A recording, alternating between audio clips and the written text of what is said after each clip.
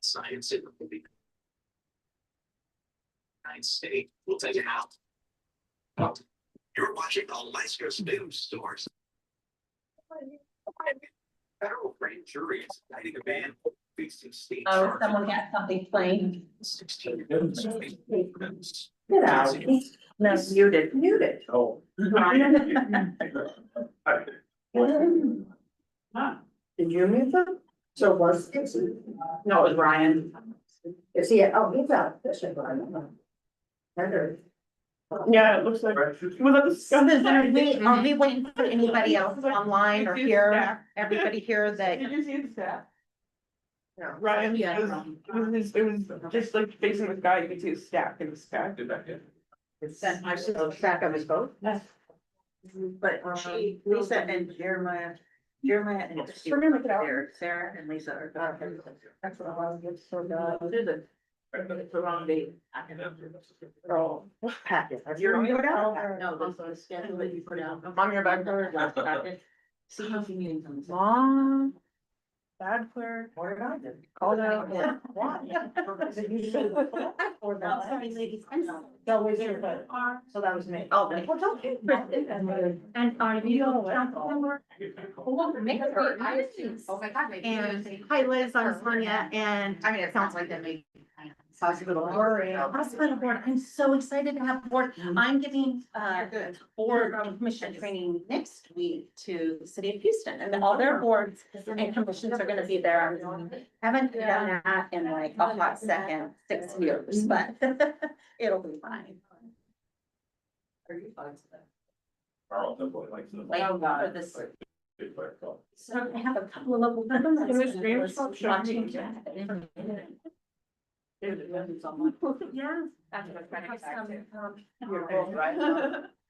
Harbor Commission or what's right? I think anybody else. It was on my list. I think we're good. We don't. Who was coming? Was Nathan. Well, if the clerk says we're ready to start, then we're gonna get started. First of all, I want to say how grateful I am because I live in Willow, Alaska. And it has been pouring rain, like I'm sure it's been pouring rain here. So it was a little painful. I'm just gonna say it like all of us are thinking. It is very painful to be in here tonight when it's so beautiful out. So I want to thank you all and for the turnout. I am so excited to see not only city council members, but some directors and some boards. We have the planning and zoning parks, hospital board, hospital. Yeah, wow, that's so exciting. So I gave this training last week to the city of Palmer. It did take 3 hours. So what we're gonna do is, I like when we get to like the second or third slide, we're gonna talk a little bit about what's in these slides. And I've talked to Susan a little bit, so I know that you guys, first of all, you guys have an amazing code. I was recently looking at your ordinances and I love your guys' code. And I've shared some of them with other communities, some of your ordinances. But Not all of it, don't get. Oh, not all of it. No, I haven't shared all of it. But I guess quick, I'll do my introduction. My name is Sonia Pevin and, I've been with DCRA for 6 months. Before that, I was a municipal clerk. I've known Susan for, I was a clerk for almost 20 years. I've worked for a small community and a large borough. So I've done it both ways on different ways I served. And after about, I think I was at the Matsu Borough for 3 years and I just, you know what, I wanted to spend time with my father who wasn't well, my grandchildren, I took a year off. And then the state called me and offered me this position. So here I am. I am extremely passionate about local government, especially city councils and commissions. So this is the 4th training I'm giving this month. I want to thank all of you guys for your service because you guys are here and you put the work in. Your clerk is amazing and I appreciate you guys all coming to get training. And let's see, what else? Can we, and Colette, our deputy clerk, is gonna be great about, she told me she would do my slides. So Colette, can we go and pull up our webpage real quick? So we're not stopping. So, and then we're gonna do an introduction of all of you guys. And so I think it's just exciting. We do have, I think I saw 2 local government specialists watching tonight on my team, and that they've never given this training. So I think that's exciting too. But here is our webpage, the Community and Regional Affairs. So when you go to this webpage, and it's on my card, our mission is to help Alaska's communities build sustainable economies and means of self-governance. But a couple of things I want to point out for your community that would be helpful is that local government. Actually, let's do the resource desk, the one under that.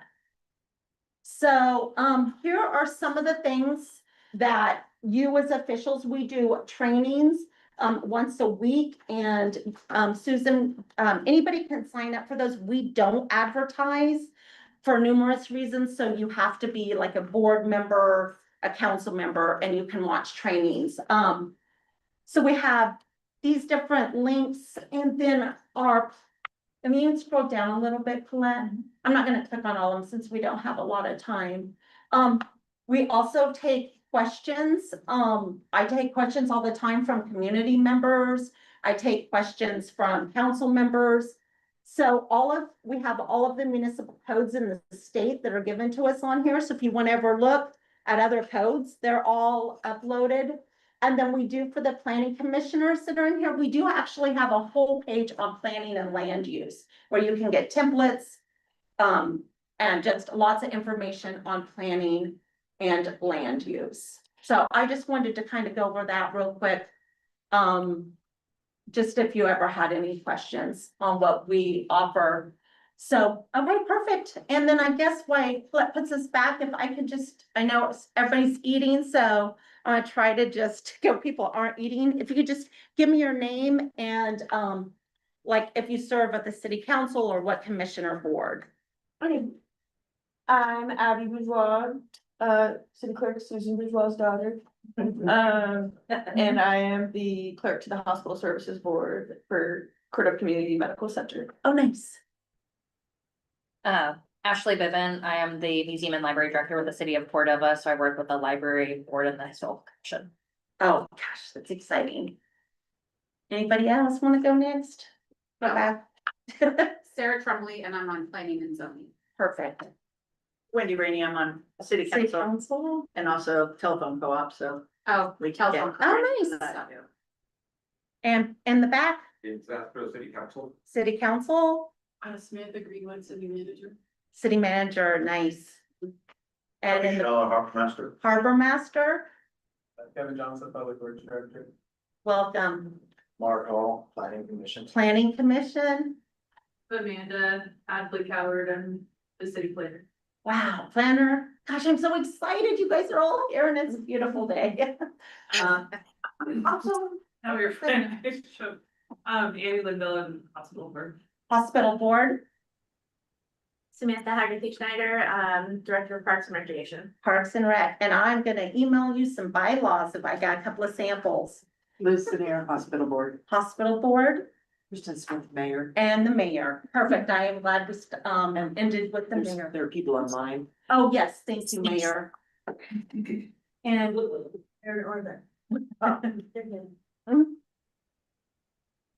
Or Can you hear me? Yeah. Yes. Okay, okay. This is Diane Ujoka. I'm on the CCMC Hospital Services Board. Nice. Welcome, Diane. Thank you.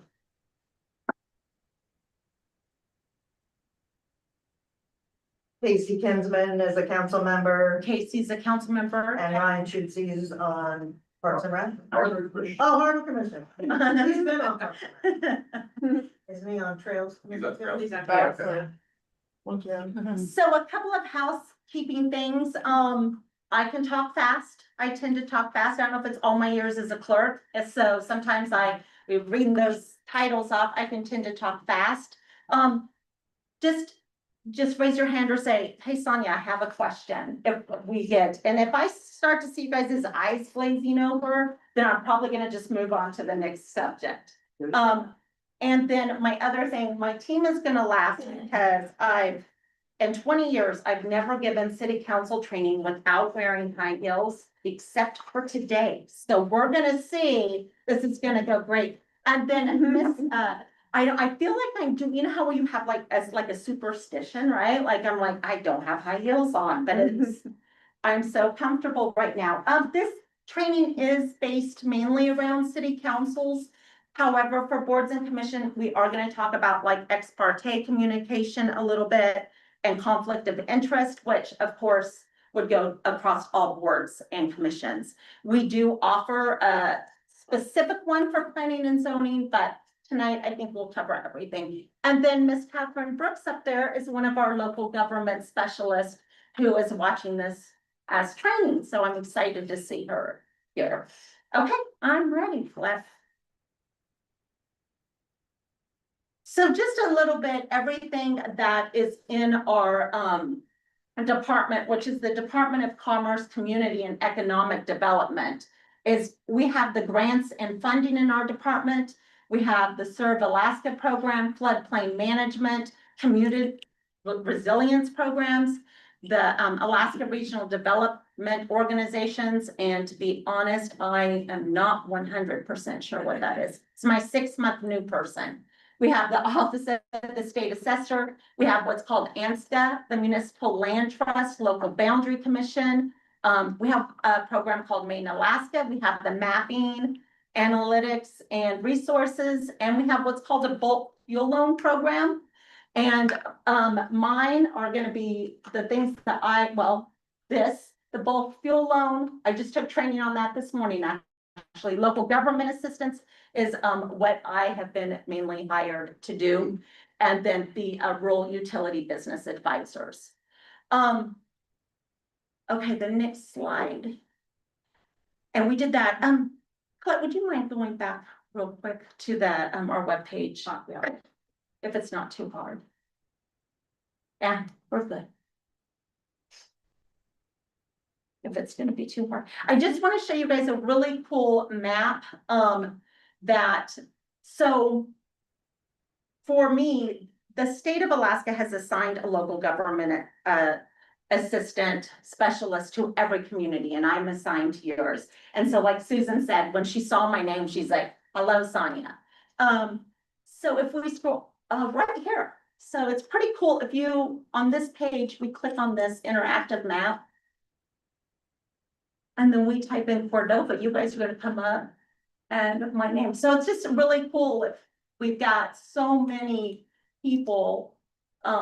These are all of the communities that we assist with different things, all the way from elections to a community that has recalled all their council members, and we have one. So we go in and we make sure that they have a council. So lots of good stuff. Thanks, Colette. Gosh, my city clerk, I feel like all of a sudden I have a deputy clerk again. I'm like, hey, hold on.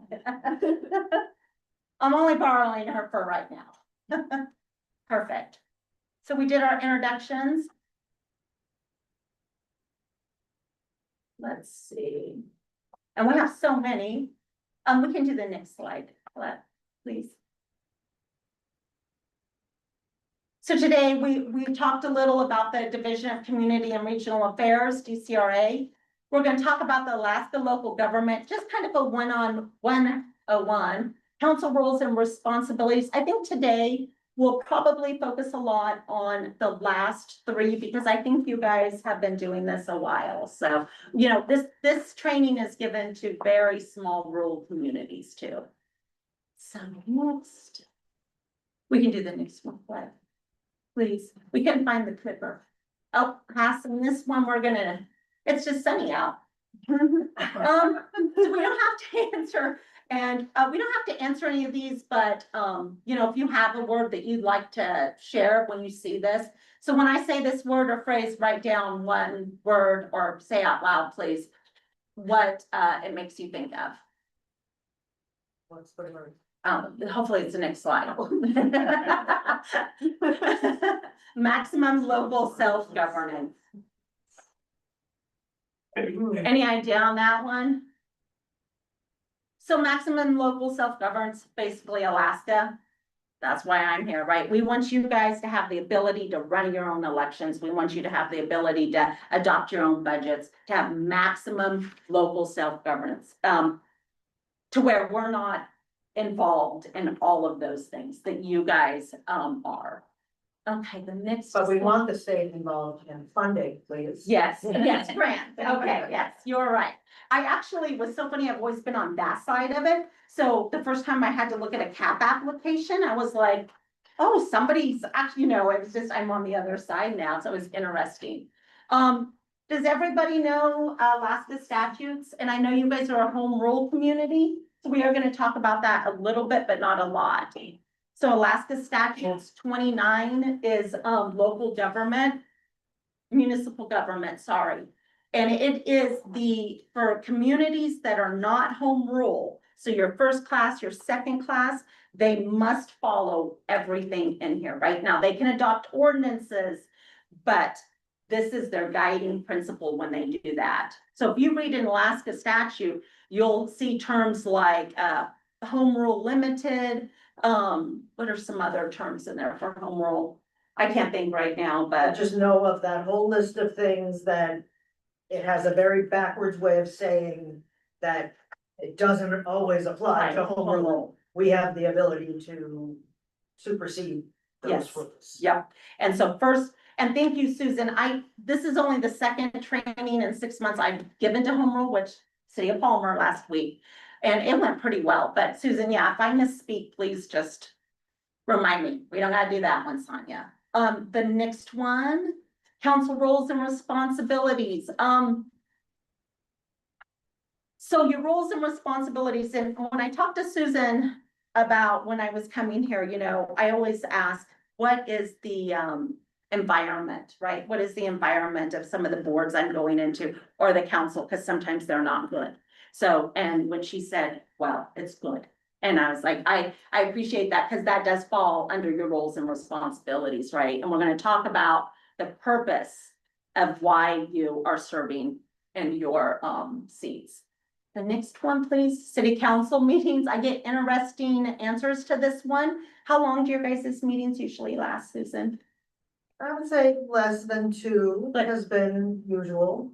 Nice. Like, I've talked to a couple of communities have 2 days, right? And then nothing's done in 2 days. So when we hear that, there's a problem, something is wrong. And usually we can figure out why is a meeting going 2 days with no action taken, right? So then I know that we need some Robert's rules, or we need to talk to the administrator on how those, our city manager. So I like to hear that. And then of course, has anybody ever heard of DCRA before? I'm just curious, Mayor has. You have back in the day. It's been around a long time, but we had funding cut from my understanding quite a while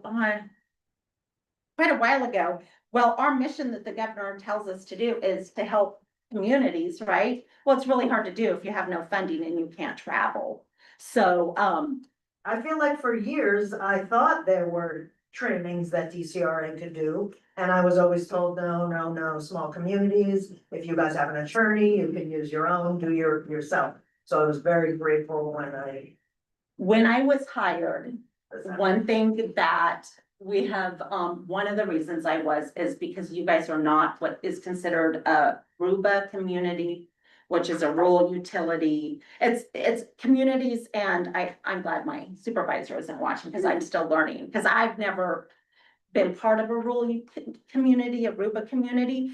But you're right, Susan, this kind of training was never offered to City of Wasilla, City of Cordova, any community outside of that, the communities I serve.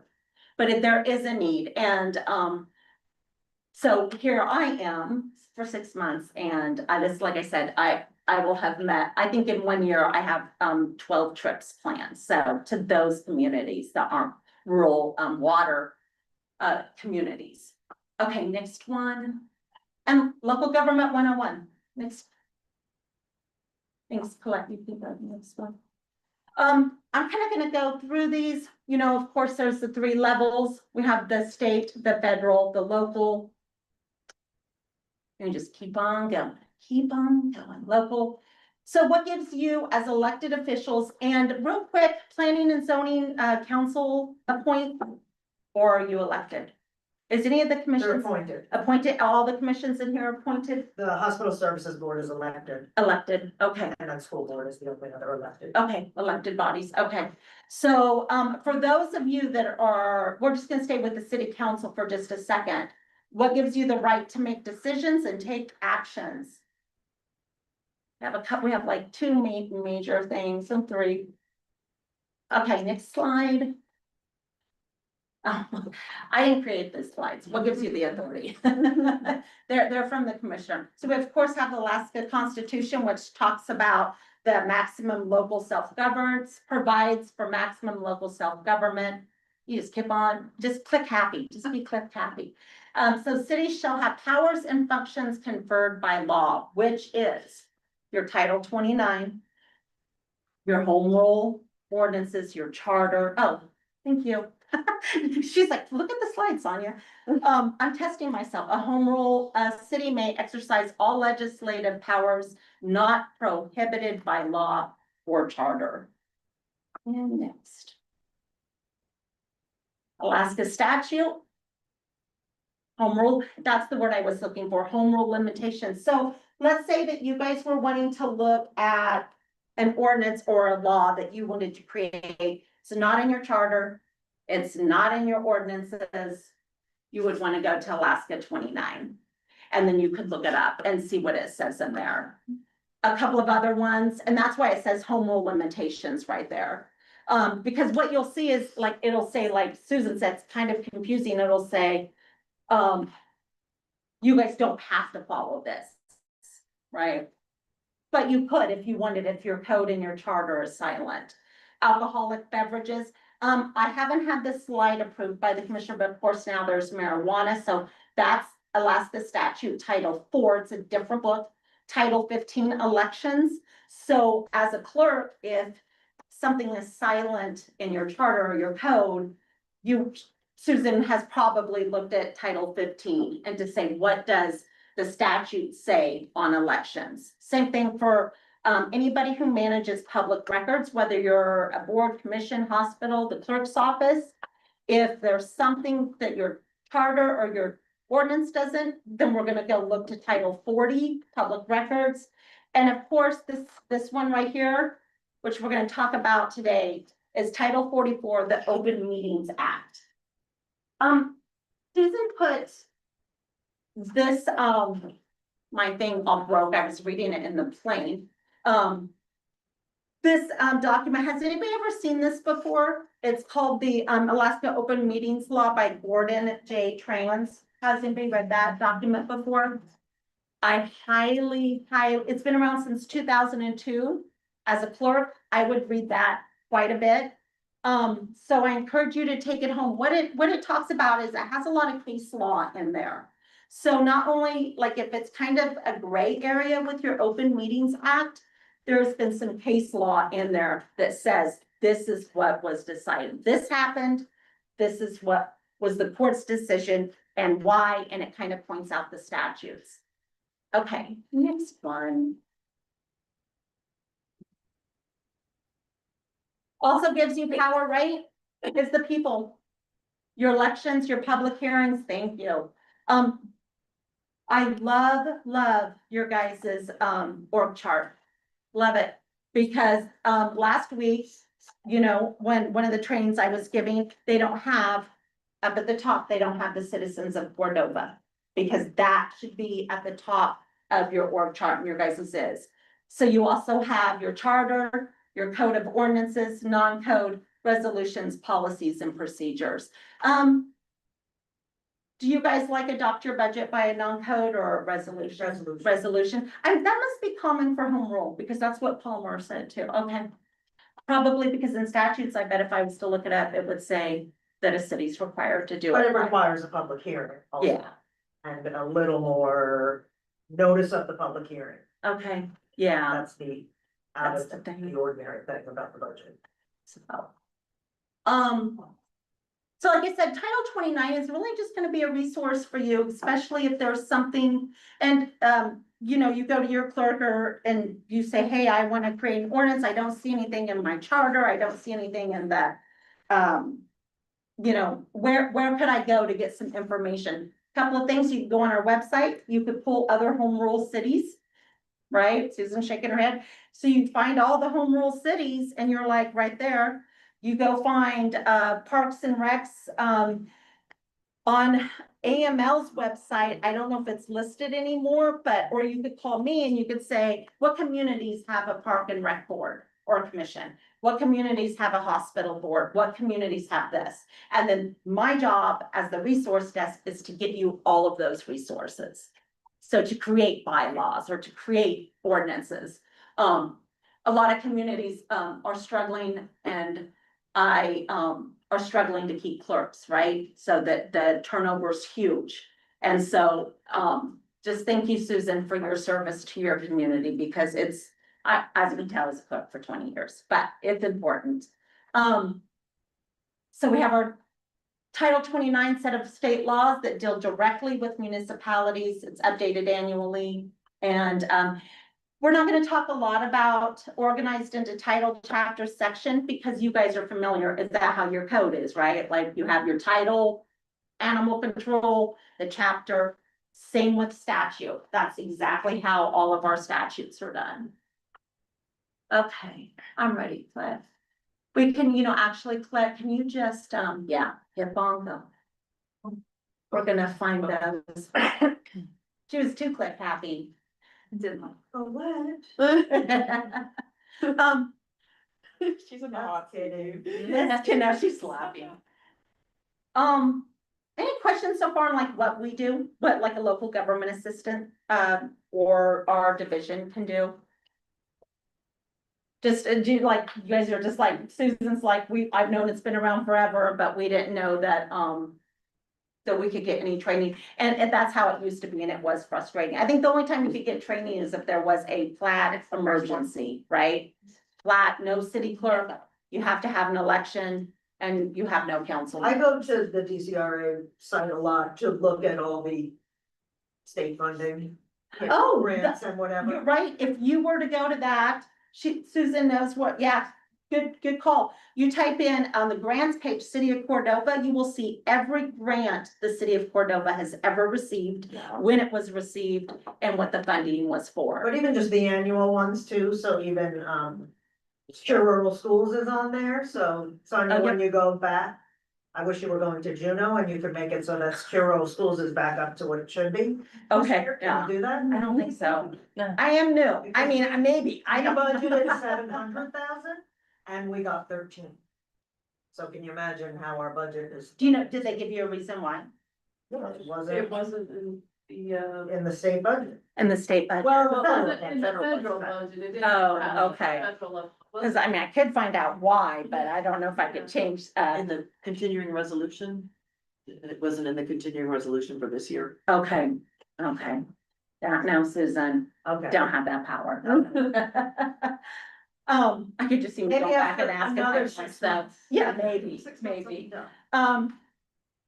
So right here, Alaska statutes, a member of the governing body is elected for a 3-year term.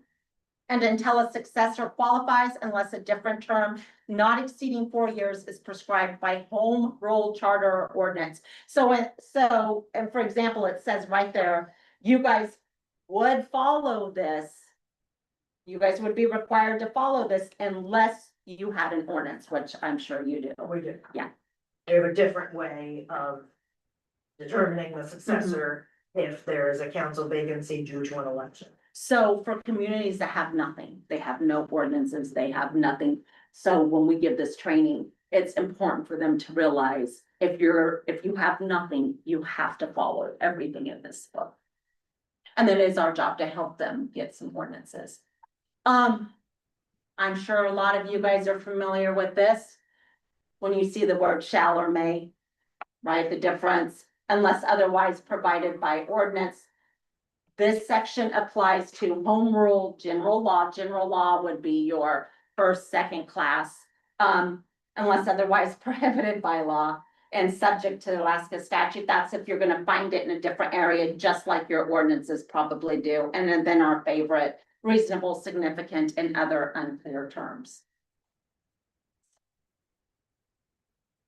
Your municipal code is a set of laws, and I really like, okay, Susan, I haven't read the whole thing. I don't do that anymore, but I was really impressed with some of the things I read in there. You have a set of laws specific to that municipality. They are foundational. They are also amendable.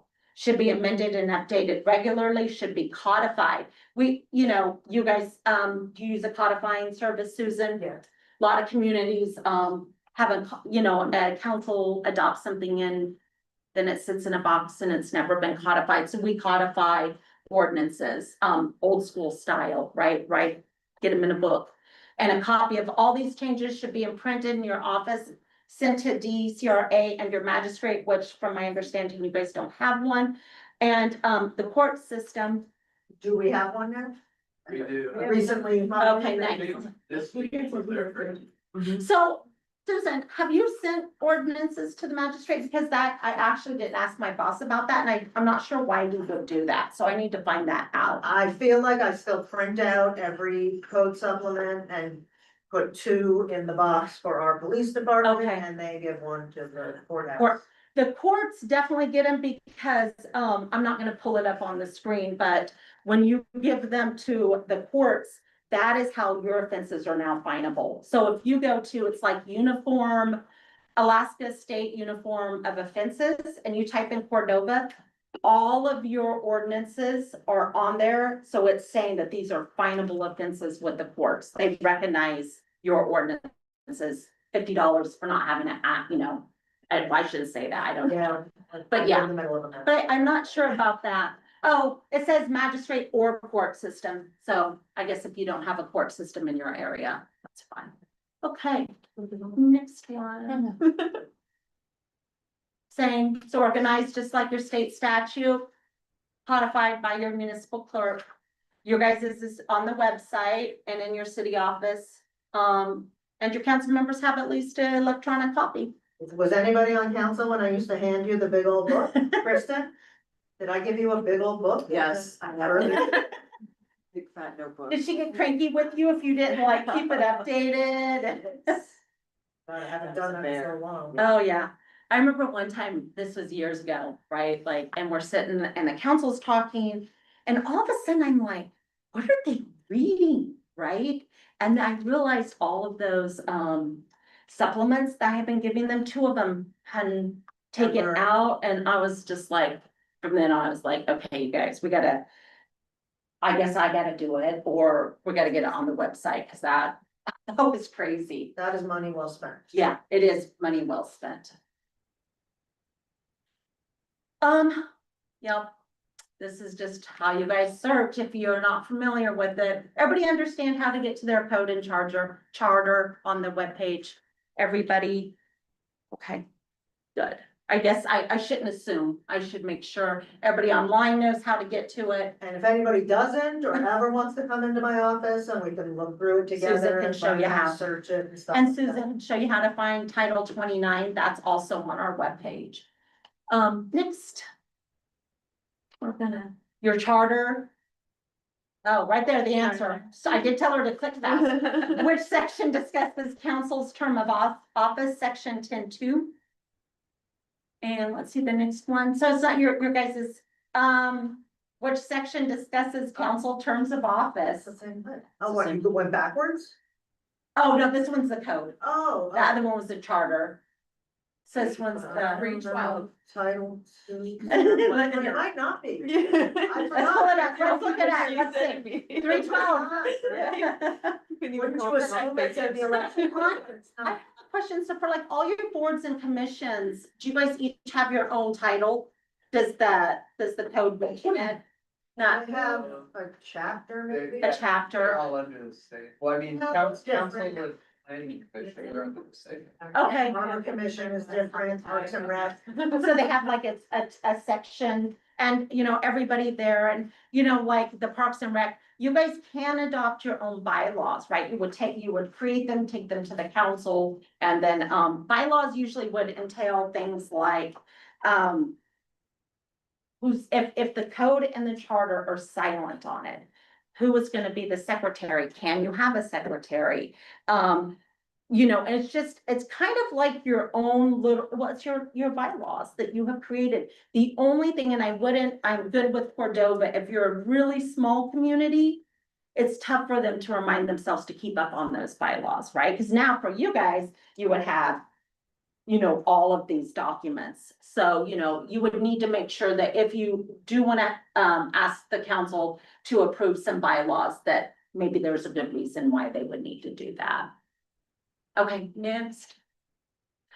Ordinances and resolutions, you know, if I'm going too fast, just because I assume that you have a great clerk, which I know, I guess. You know, just say, hey, Sonia, we had this situation with an ordinance and I was a little confused. Like last week at Palmer, I had a question on how they adopt their ordinances. So if anything just like pops in your head, I mean, of course, you guys can always email me, but, you know, feel free to ask. I don't want to assume. So you got your ordinances. Yeah. Susan, have you ever heard of Black Laws Dictionary? Well, yeah. You have? I have not. I felt really silly when my boss was like, Black Laws Dictionary, and I'm like, okay. So that is what the state uses when we have to look up a definition that is not in statutes. We use the Black Laws Dictionary. It is, so an ordinance is an authorization, authoritative law or decree, especially in municipal regulation. Actually, you know, when I did this sentence here, Cordova Municipal Code chapter, you guys, when I Googled, or not Googled, when I typed in ordinance in your guys's code, I was shocked how many different places, like it talks about, you know, how the ordinance for this gets adopted. And there's a lot of sections on ordinance. So like if you type in something, I was usually, you know, like the ordinance procedures and requirements, but you guys have a lot of different sections for that. So make sure that you're looking, you know, everywhere in your code. You can use that search. Okay, the next one. Okay. So of course, here's what, your ordinances, you know, your codified one, your non-code, your emergency. I think the only one different that I saw for you guys, it's a little different, was on the emergency. They're in effect until repealed. A lot of communities have like 90 days and then they have to be ratified, right? Do you guys, you know, so. Yeah, we don't. Yeah, and that's fine. I mean, as long as, you know, the council's all good with an ordinance that maybe the mayor had to sign in an emergency. The idea is, there is an emergency, the mayor's got to do something, whether it's transferring money that she normally doesn't have the right to do, that you guys, that she does it. Sometimes you can't get a quorum. I mean, there are certain circumstances, and what would happen in that case is at your next regular meeting, or when you can, that the council ratifies the mayor's decision. I think we did some of that during COVID, but it was more emergency orders. Okay, I think we called them. They called and then them. would ratify them. that makes sense. I like that, Susan. Yeah, orders. Any questions? Okay, and so for the planning and commissions, you guys have resolutions that you forward up to the council. In some cases, findings are all the time or just sometimes. Sometimes, yeah, so sometimes it's not required, yeah. But like the advisory ones, Parks and Rec and Harbor Commission, I think almost any time they send any kind of recommendation, it comes by resolution of the commission. Any questions from anybody, even like the boards and commissions on an ordinance? Nope. So the non-code ones we do are Oh, yeah, there you moving go. money from the permanent fund is always done by ordinance. And selling land more than $50,000 is done by ordinance. And a lot of times it does seem like I don't know, things that you just want to be more serious about. Our attorney sometimes says, let's do it by a non-code work. But we often do it by resolution also because it's quicker and they get done in one reading instead of So two. too, if you read in Alaska statutes, if you Google, I keep on saying Google, if you look up in Alaska statutes, the term ordinance, there is a section that tells municipalities everything that is required by ordinance, so it's very clear, like they have to do these, that's what, there's no ands, ifs, or buts. So if you ever wanted to look at what other communities. Except for home rule, you mean? No, yeah, Oh, no. yeah, no, home rule, I think it says, limited to, Your charter. yeah. Okay, next. Oh, here's some, hey, good job, yeah, so here's some usually things, I do wanna change this term right here, that should say policy, right? Because the council adopts the ordinance for the election policy, the clerk would do the procedures. Provide for the levying of taxes, and you guys might be different. So change regular meeting time and place, not rezones city land, that's one you said, right? And temporary altering meeting attendance Do we is rezone by ordinance? not. We haven't done one in a long Well, time. we'd have to be changing the zoning map, so the zoning map's changed by. Yes, ordinance. okay. Okay. Oh, yeah, your zoning maps, because the idea is, right, it's not codified. So it's still a permanent law until it's changed, but it's not codified into your code book. But the zoning map is required to be in the office of the city. Yes. Yes, it is. It is. And then, of course, your emergencies, you can't levy taxes, because that just makes no sense, right? Like, we're having an emergency, so all of a sudden we're gonna raise the sales tax. That would not work. Grant or extend a franchise or regulate public utility rates. Oh, that's not. In the right place. I don't know what happened there. Done. No. Huh. Oh, there we go. I don't know. Where'd you get that? I don't know. These have been around for, I think, That's our building. is it? That is, yeah, that's here, right here.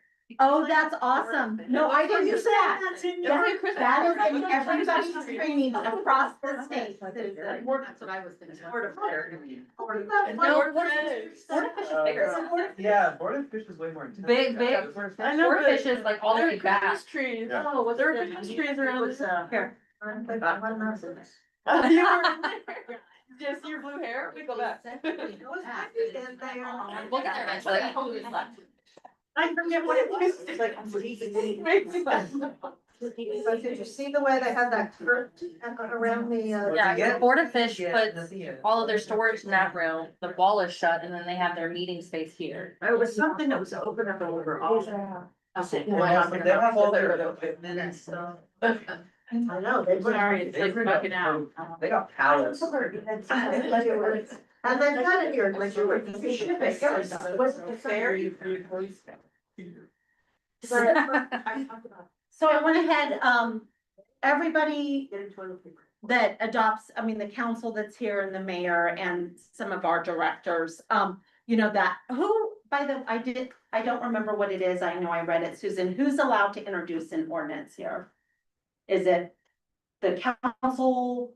That's funny when you say that, because I've, all my trainings, I've learned about council members who Mhm. sponsor legislation.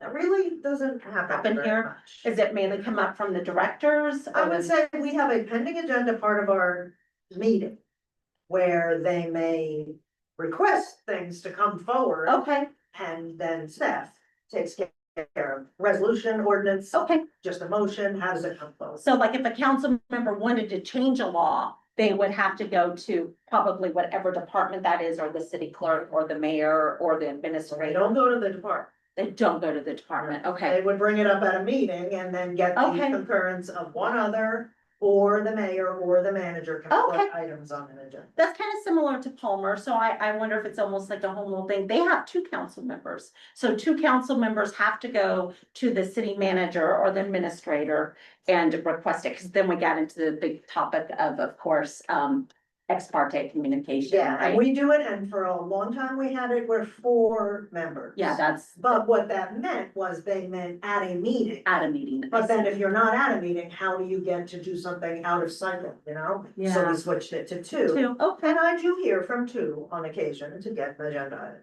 So just brought up at the meeting, I'd like to, work or talk to the mayor about getting a I like it better when it's done when it's just agreed upon at a meeting, Okay, because then there's no controversy, it's not going behind someone's back. okay, that's good to know, and that does seem a little similar to Palmer as well. Don't equate us to Palmer. I know, it's She just shocking. told me that things are like, "Oh, people after people after people." I'm, okay, I meant home rule, I'm gonna say home Okay, rule. thank you. Because I'm not, from what I'm used to, it's definitely different, like at a borough level versus a home rule. Okay, I won't do that again, thanks Susan.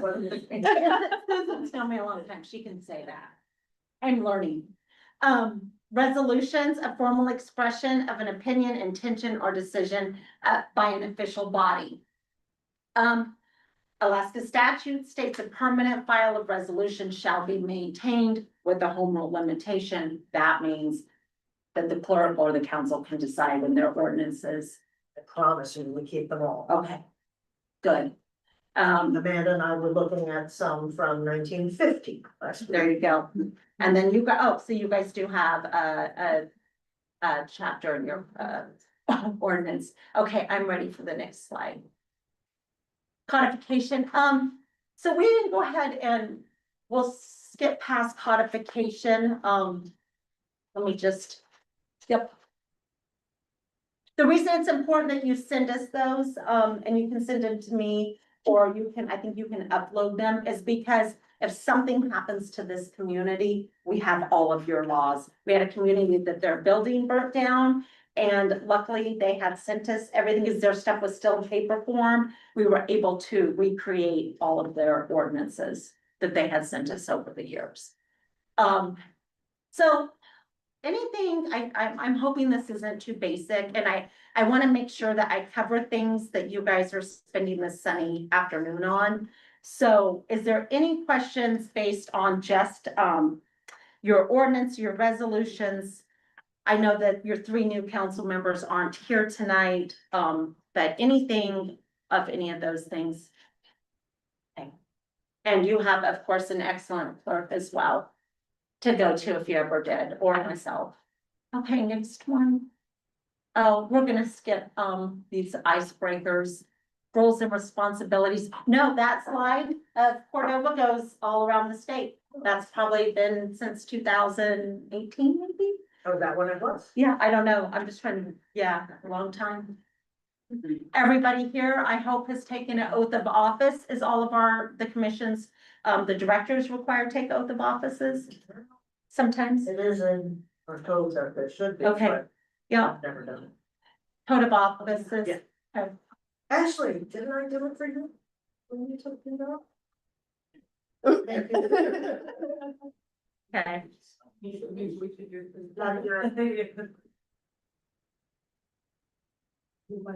Duties of local government, generally it's to, the idea is you're serving the public, right? To represent the values, needs, and desires of Cordova residents. Susan had mentioned earlier that, so when you guys get public hearings, is it about half and half? Or do you guys get a lot of people show up to your public hearings? You don't get a lot of people. You don't get a lot of people to your public hearings, okay?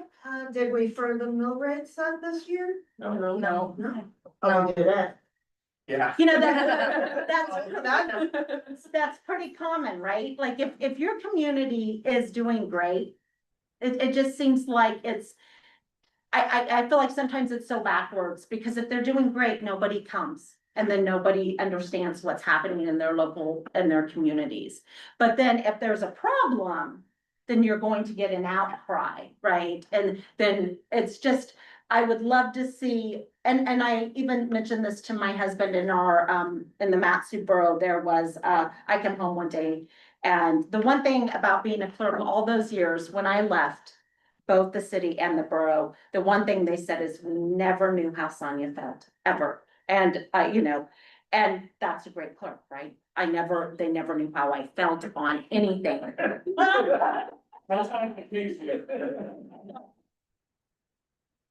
I need to wear a mask. Yeah, I thought she just came home and that talked face about where it was just, Is it over too? oh goodness. Vicky and Susan, pretty hilarious. Oh my God. Colette just brought me a little notepad back from training that said something about rolling your eyes. I can't remember. It said, oh, sorry, did I roll my eyes out loud again? Well, I'm sure I've done that, but I tried really hard not to. I always have though worked in very controversial communities, right? I was clerks to a lot of times. I had a lot of controversy. And so it took a special thing, but I remember one night I come home to my husband and I'm thinking about an ordinance that the Matsu Borough had adopted and it really bothered me. And I had a hard time processing that. And so when I got home and I told him about it and he was outraged. He's like, well, you know, what can we do? And I said, Richard, I've told you about this 3 months ago. I told you, and I said, you should go talk, right? And so I said, that's the problem because now it's law. Now it's law. And I just don't know if people like that, when I'm telling him one-on-one what just happened, what just became law, he acted shocked. But I personally had told him that when they were introducing it. So even in my own family, it's frustrating. So I guess, you know, sometimes I think now it's taken me a little bit of a change because I can say how I feel in some cases, not so much in the state government now, but at my local government, you know, I need to remind myself I can go testify. Do you? I haven't yet, but I should. And I probably will join my little local, community, we have a community council, cause we're unincorporated where I'm from, and I might join that, so. And then the duties. So here's some duties that statute requires. Once again, you're required to do a budget, provide services, regulate activities, run regular meetings, levy taxes, develop policies and procedures. I've talked to my boss, I'm going to remove the word procedures because I believe that the council's job is to adopt the policy. Establish election policies, acquire, manage, control, use, dispose of real or personal property, hire or confirm personnel, provide for fines and penalties, which do you guys have like a fine and penalty? And that's what goes to the courts, right? And then, of course, establish, alter, and abolish your municipal departments. Next.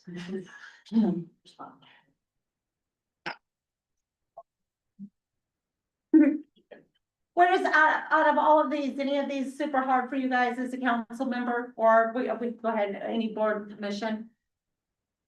Any of these that you're just like, man, it's hard to be a policymaker, or an example of a time that was hard for you? Well, you can also, I mean, it says those are the rules, but you can also delegate, well, yeah, delegate all of that stuff Yeah. to staff. Delegated to staff. Yeah, language, maybe the language says or cause to happen. That's a good idea, Mayor, yeah. And the reason is, right, because if, let's say that, the city council or the personnel managers, that could get kind of ugly real quick, right? Because then you want to make sure that if you've delegated it to whoever is and you guys have the HR separate. So, but in some cases, in smaller communities, this could be delegated to, say, the city clerk. It could be delegated to, sometimes it's the treasurer, which they always try not to do that. We don't recommend that. Usually you're always this, right? You're gonna be an ombudsman. You're gonna be the person that when that citizen is upset to, they're coming to it, whether you're a planning commission or board, because they're gonna wanna see a change. Utility managers, do you guys own your own utilities here? Water and sewer, okay. Of course, you're the planners, so, and then the lobbyist, you're gonna lobby the state, just like Susan did for me to say, can you fix that? She's being a lobbyist. Okay, the next one, or like the mayor said, you're gonna delegate it, right? So love your guys's, I can't imagine it's hard though, because you keep the names in there. Some communities don't have the names. So then every time you change it, like she just sent this new one to me. It's so paramount that you guys keep that Citizens of Cordova up there. It's already out of date, isn't it? Andy's on there. Well, no, because Andy's Well, out. Andy is Cordova Center Coordinator. Oh. So this is an And excellent. Kayleen is there for HR. Okay. I showed it to my supervisor. I said, can we start using, I love this. And you know what she said? She goes, I love this color coordinated. And I was We like, should that's all probably put a you got with generic that? one without names on our website. It's, I would, And keep this for. Internal use, yeah. that's a good idea, To Susan. have an Mhm. intern and Yep. council. Do you guys adopt, well, you change it as needed. Okay, some people, some communities adopt their, organizational chart without the names in it, and they adopt it at the same time they adopt their budget. It's just part of their budget, because it lays out that they are still going to keep that volunteer fire department and all of those things that these funds go to. Okay, next slide. So, yeah, this is for smaller people, but just a reminder, right? So election, the people elect the city council, mayor. And then on my boards and commission ones, what I have is then another slide, of course, that goes out. So you've got your board and commissions, because that's the council elects or appoints, except for the hospital. Yes. So that's on your ballot then, Susan? Yes. Yeah, okay. Next. Study, prepare, listen, contribute, come to meetings. I hear some giggles. Guys, did you your packets? Go slower there. Don't be she request and read your packet. Everybody who's here. That's what Sam was doing last year. Go back to that one. I know, it Um, sounds like you wish people to. No, all of them. We haven't heard it yet. Right now. I love the laughter, you know, I love wearing tennis shoes. We've had people come to council meetings and say, oh, can you explain that one to me? I didn't get time to read that. Everybody else came here prepared, you know. Really, all you have to do is There. read Facebook to figure out what's up. Susan, what's your deadline for the council to get you things for your agenda? Noon on the Wednesday, which is a week before. Okay, good.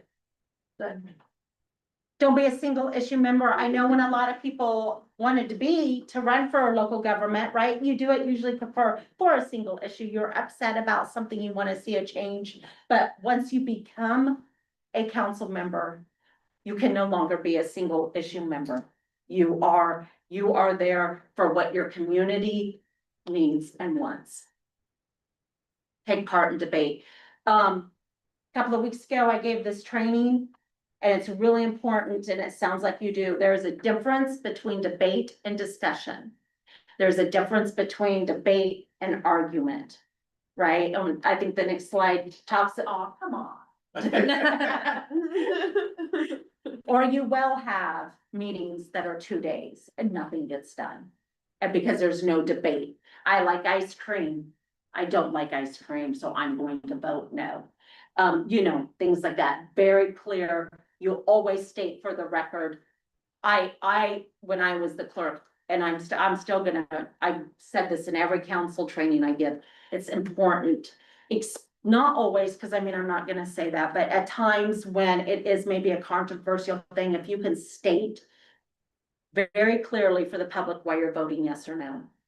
Right? I heard a story the other day where a council member said, I had a situation happen and she was pretty young and she said, I was the tie break vote and it still bothers me because I don't know if I did it right.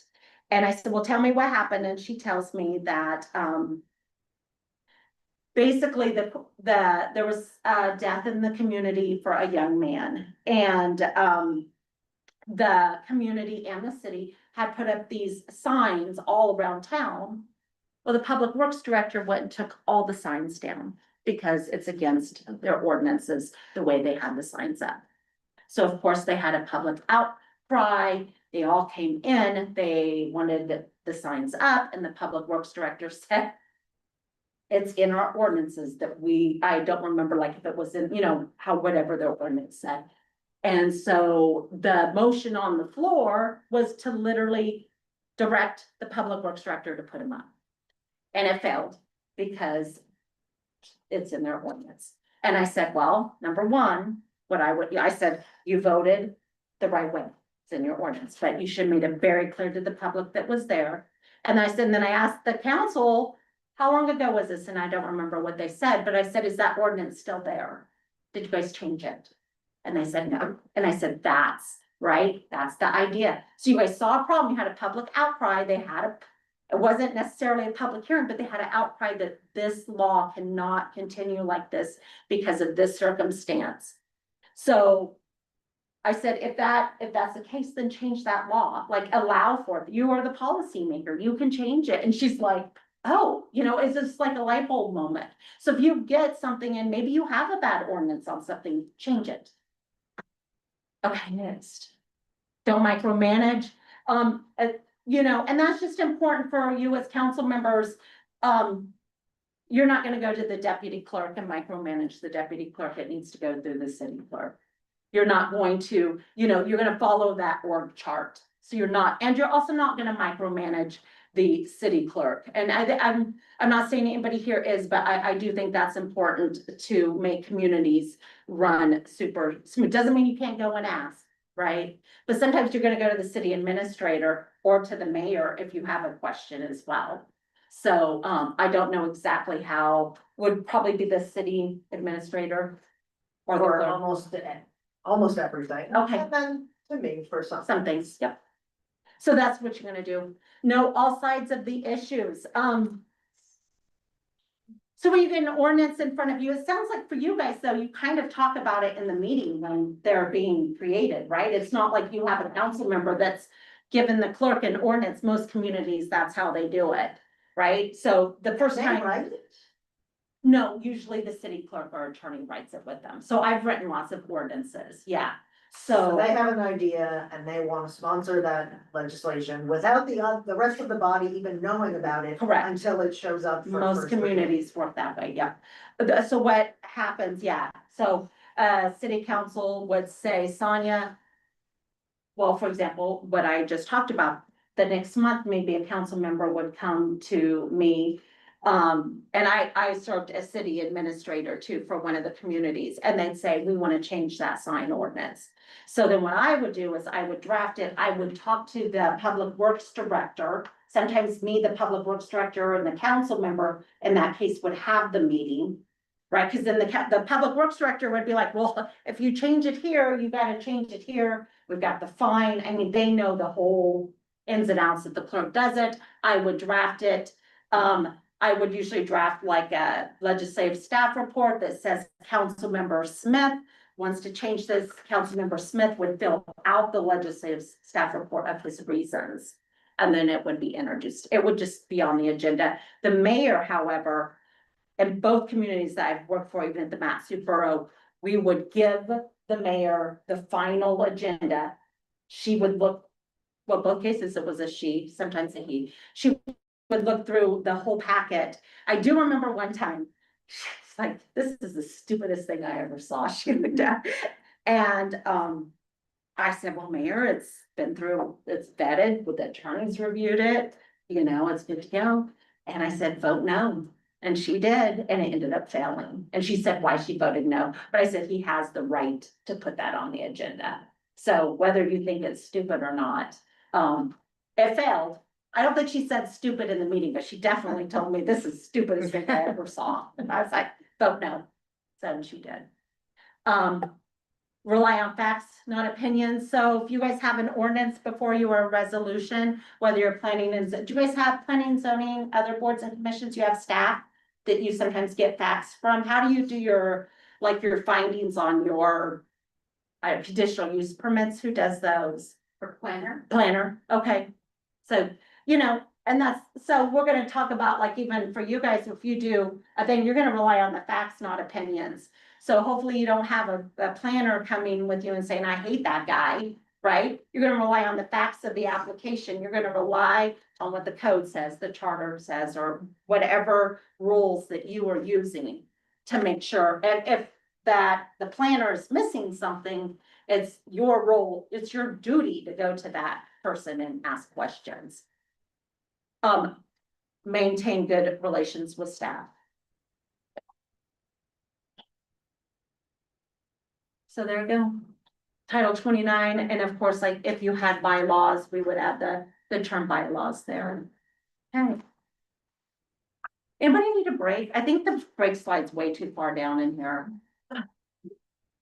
Everybody's good, or just get up if you need one, I guess, yeah. Share information, you know, and I think when it says share information here, we're talking more about going to your directors or your is manager or administrator, sorry. City manager. Manager, okay, city manager, or your clerk.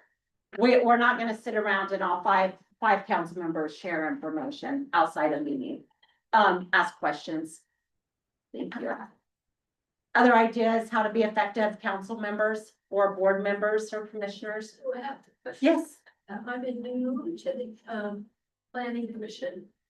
And so I have these ideas in my head when I'm walking around downtown between meetings, and sometimes I think, oh, I should corner one or two of planning commission members and pick their brain, because they have more, everybody has more experience in how to manage and what the history of this was.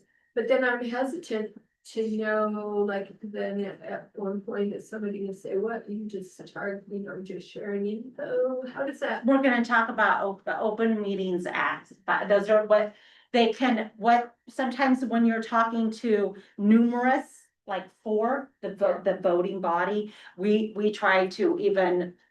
We're gonna talk about, and in this, actually, sorry, guys, I said talk about, but in this, that thing I said to read, that's gonna have a lot of information on there on how, even if you're talking to one person, how soon that could be an Open Meetings Act violation. Then if that person goes to another person and says, I just talked to council member Joe, and Joe says, I'm going to vote yes. Then Joe goes over here and says, I just talked to council member Joe, we talked to mayor, and then we're now all of a sudden outside of a meeting. So you have to be careful when you're talking about that, and we'll talk a little bit. Doesn't mean you can't go to a planning commissioner who's been there a long time and ask them. But what I would probably recommend first is going to your planner, right? Or then going to the city and then asking the planner, like, what do you, I have this idea, what can we do? That's always the best to start there. Thank you for the question. What do we have with this? Ethics. Ethics, okay. And conflict of interest. We'll talk a little bit what a conflict, the Alaska Ethics Act. Okay. So you guys have, I did check, and I think it's on the next slide, but I'll read this one real quick. You guys do have an ethics, is this one? Yeah, the Ethics Act, you have a. We do, I don't know. Oh, no, you have a conflict of We have interest. conflict Okay. of interest. We've been talking about it. Okay, you've been talking about ethics. Okay. Some communities adopt an ethics act. It's very similar to kind of a, using positions to secure employment or contracts, except receive solicit compensation except from the city. I'm a council member, or I'm a planning and zoning, and I've got your application in front of me. Let's go have dinner and let's talk about it, and they buy you dinner, right? That could be an ethics violation. First of all, you're meeting the applicant outside of the meeting to talk about their application. So then now you've got the Ex parte. thank you, ex parte.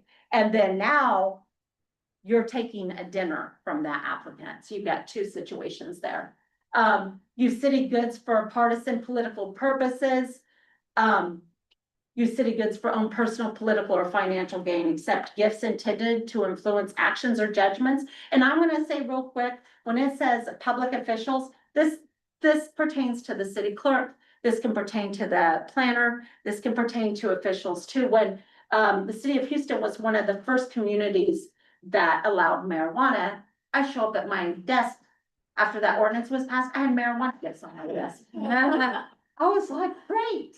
So, you know, that this can also be, you know, for department heads. I feel like I should have my high heels on all of a sudden. And properly use or disclosure of information.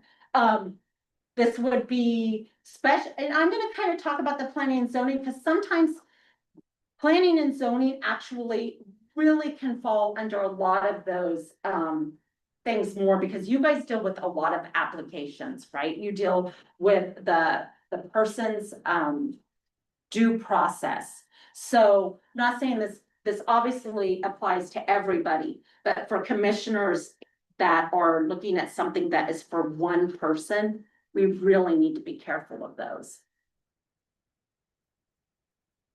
Civil and criminal penalties may apply for violations of the Ethics Act. Conflict of interest. So conflict of interest is what you guys have, and yours is 10,000. Yeah. That's a high. Most communities don't have a number. I like to see a community have a number. But, and then on your agenda, you have it up at the top, right? Okay. So it requires the munis to adopt a conflict of interest ordinance. You guys have, if a community doesn't, they would follow the one that we have in statute. A member shall declare a substantial financial interest, and I'll just kind of walk through this, and I'm curious to see if you guys, how you guys do this. Presiding officer rules on the request. The mayor is the presiding officer. Decision may be overridden by a council majority. If ruled a conflict, the member is excused from voting. This last sentence, I've seen it both ways. The member may still participate in the debate and all other votes before the council, or the member is required to leave the room. They're not even allowed in the debate. Do you guys, do you guys still allow the person in the room? In the room, but they usually remove themselves from the table, but.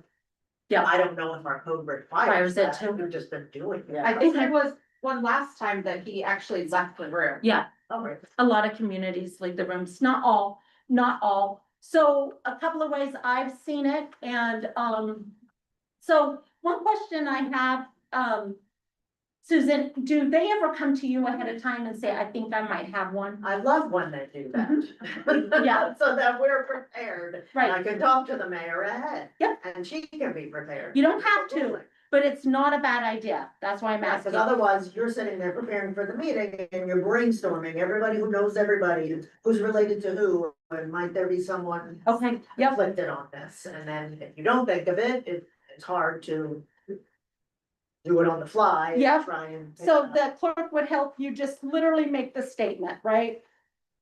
I'm gonna declare that I have a possible financial interest in this, this legislation or this ordinance or resolution, whatever it is. The clerk could draw up the information, but literally that's all you have to say. The mayor could say, okay, tell me what it is. You're gonna declare it. I own a construction business, and we're bidding on it. That's an obvious one, and it's over 10,000, right? So you're going to declare it, and then the mayor makes the decision, and literally it's just saying, I don't believe you have a substantial financial interest in this vote. And then if she could say, are there any objections? Or she could not say anything. The council then has a right, somebody could say, I object. And then automatically a vote happens, automatically, there's no, and that council member who objects could say why, but usually it's just, I object, I think that council member does, because they've just declared it out loud, what it is. And it's important that, Susan, if they do go to you, you know, you just make sure whatever they tell you that that's what they're declaring, right? We want to make sure it's really clear. And then, that's how that works. And then, of course, if your code is silent, sounds like you guys don't have a lot of problems with that, but once again, if you guys did, you guys could just vote. I make a motion that council member leave the chambers, or we are okay, everybody's okay with that council member staying in the room.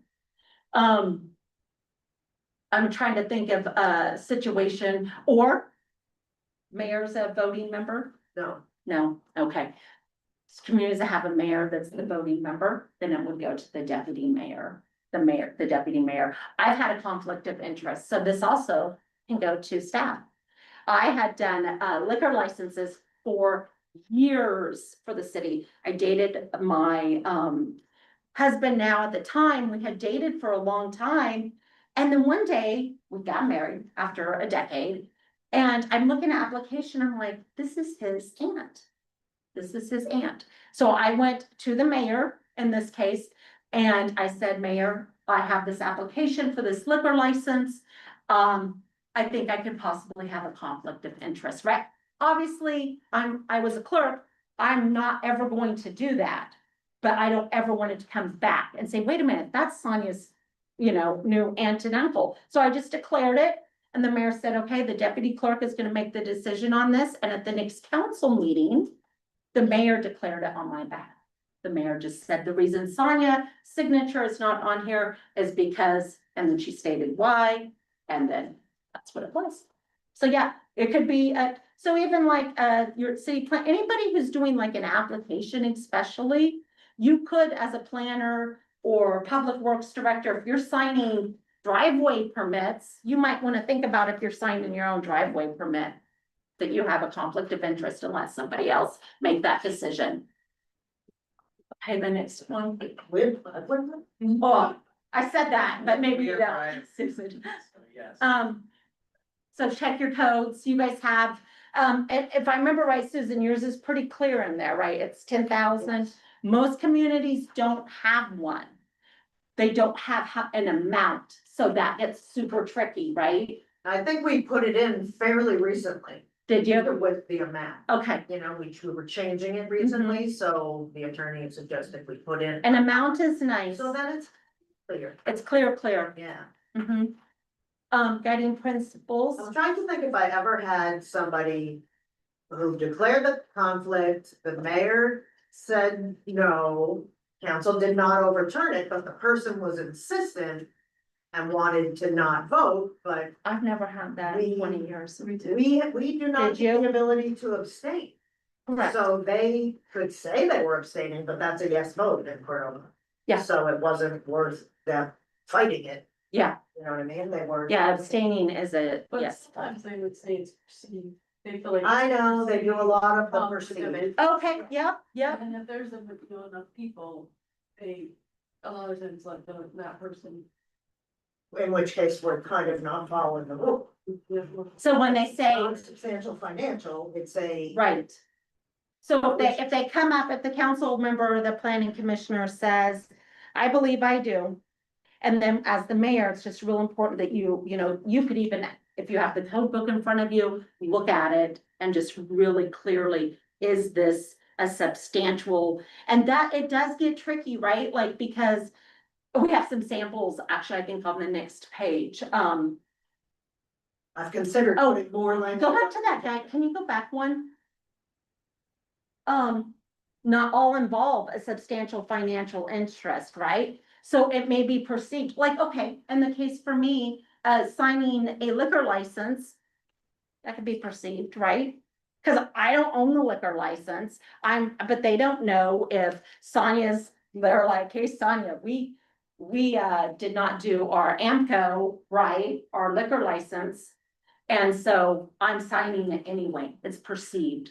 So some cases, but since you guys have an amount in there, that really helps. Some conflicts may only appear to be improper. Not unusual in small and rural communities, but your guys' is very clear.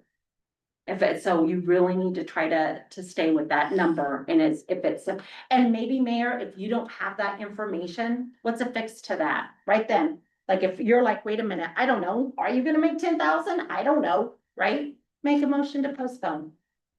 Make a motion to postpone. I have a question. Yes. So. Oh my gosh, now I just totally forgot what I was gonna say. And that's my second question of the night, third. Oh my gosh. It'll come back. Totally forgot. Got on the spot. Oh, okay, so you said that if you abstain, if you say that you're not gonna vote, that it's an automatic yes vote, is that for just the council or is that for a commission also? If, does your code say that in code?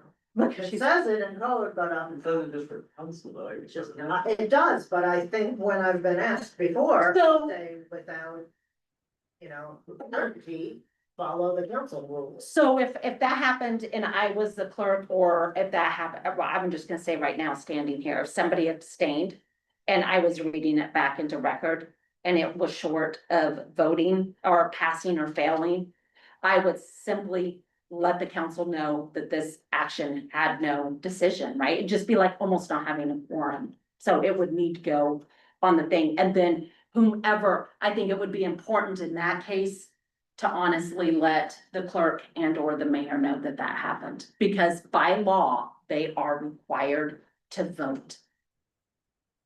Even boards and Even if you have a commissions. conflict of interest?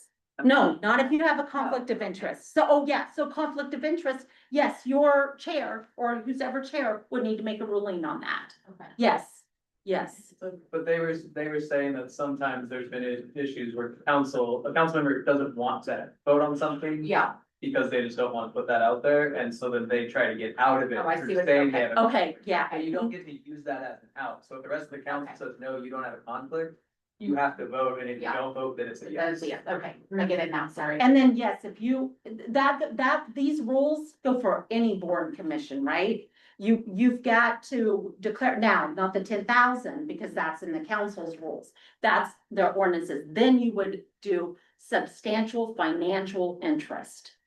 Unless your ordinances or charter say something different for planning and zoning, but I doubt it.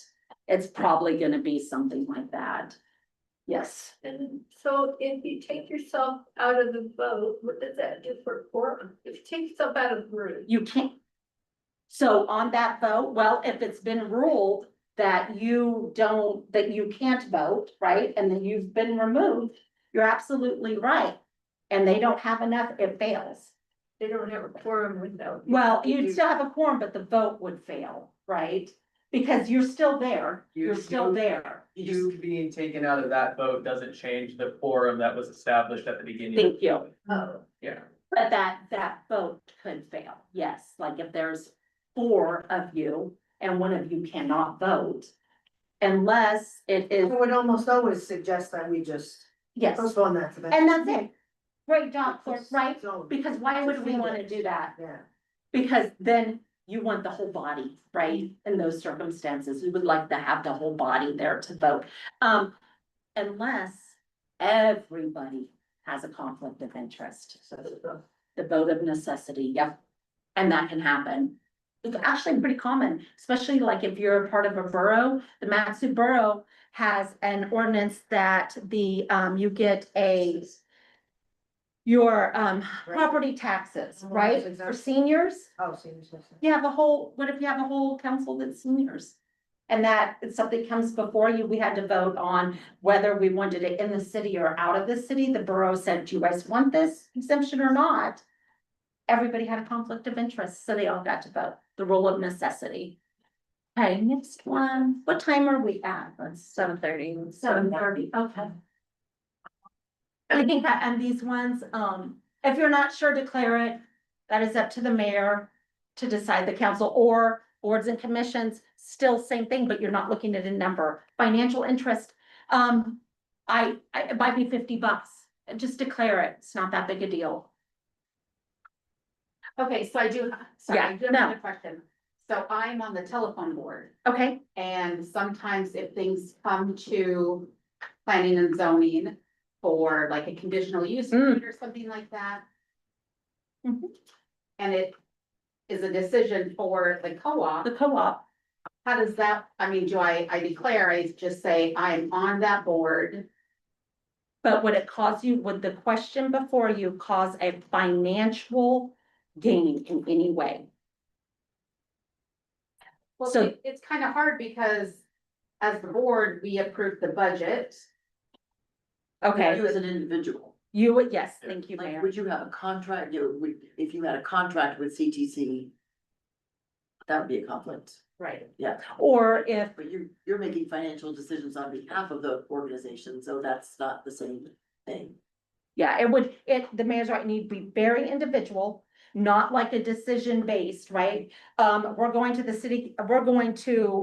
the board of the plan and zoning because we think that the board, if there's some financial, that we each should get an extra $10 a month, right? That's where you have to be careful because in that case, it really should go to another body to come down to you guys, not you guys putting it up. Because, you know, you have a conflict of interest. So just, it's very individual, like the mayor said. Sometimes though, you do need to think, even if it's not financial, or it said it's not always financial, if you personally have an application that you need approved, and whether it's a driveway permit or your husband and wife, you guys are asking for conditional use permit, right? You would need to declare that, yeah, you know, things like that. Well, I did have a council member once kind of buck that because they said, we're boyfriend, girlfriend. They've lived in the same house for 50 years, you know, and, or not quite that long, but a long time. And I said, it was the mayor, actually, one of the mayors, and it was a marijuana application for her boyfriend. And I said, so mayor, I mean, are you really going to take it to that level to where all the community knows that you live in that house? Because we have separate checking accounts. Yeah. Declare it. Go out there, declare it, because the worst that's happened now is the whole public knows that you've declared it, right? The council did vote, that the deputy mayor was to make that call and that she did have a conflict of interest in that case. And she removed herself. So like the mayor said, very individual, but you do have to think too, like if it's an application. These little, I promise, these are the commissioner slides, so you can just keep clicking these. One member has a fishing business. Member declares conflict and the mayor decides, we kind of went over this, yes, yes. Member doesn't vote, oh, that's okay. Voting whether to spend money on a beach cleanup. So, one member, I live on the beach, I think is what this says, has a house on the beach. Member declares a potential conflict. Conflict, I live on the beach. Mayor decides, in this case, no. We're gonna do a beach cleanup. You are not getting a substantial financial gain from us cleaning up the beach because you have a house. What do you mean, my assessed value went? Okay, but no, that's a good point. But that's a good point, because that would be a good reason to declare it though, right? What if your assessed value is gonna go up? What if all the council members then live on the beach, right? Okay, the next one. Members are only required to declare, the mayor ultimately decides, and in your guys' case, substantial is $10,000. And mayor, and I think too, with that number, there is probably gonna be times you're not gonna know what 10,000 is, because they might not know. They're gonna be like, I don't know, am I gonna get 10,000? I might not know. You could simply say, we could postpone this and get back to me on that amount. We have a council member who is a teacher. And if we decide on school funding from the city, we think that's. If you decided on school funding, would it raise her, salary Salary. sometimes? You know, Would it raise her salary $10,000? probably not. Right?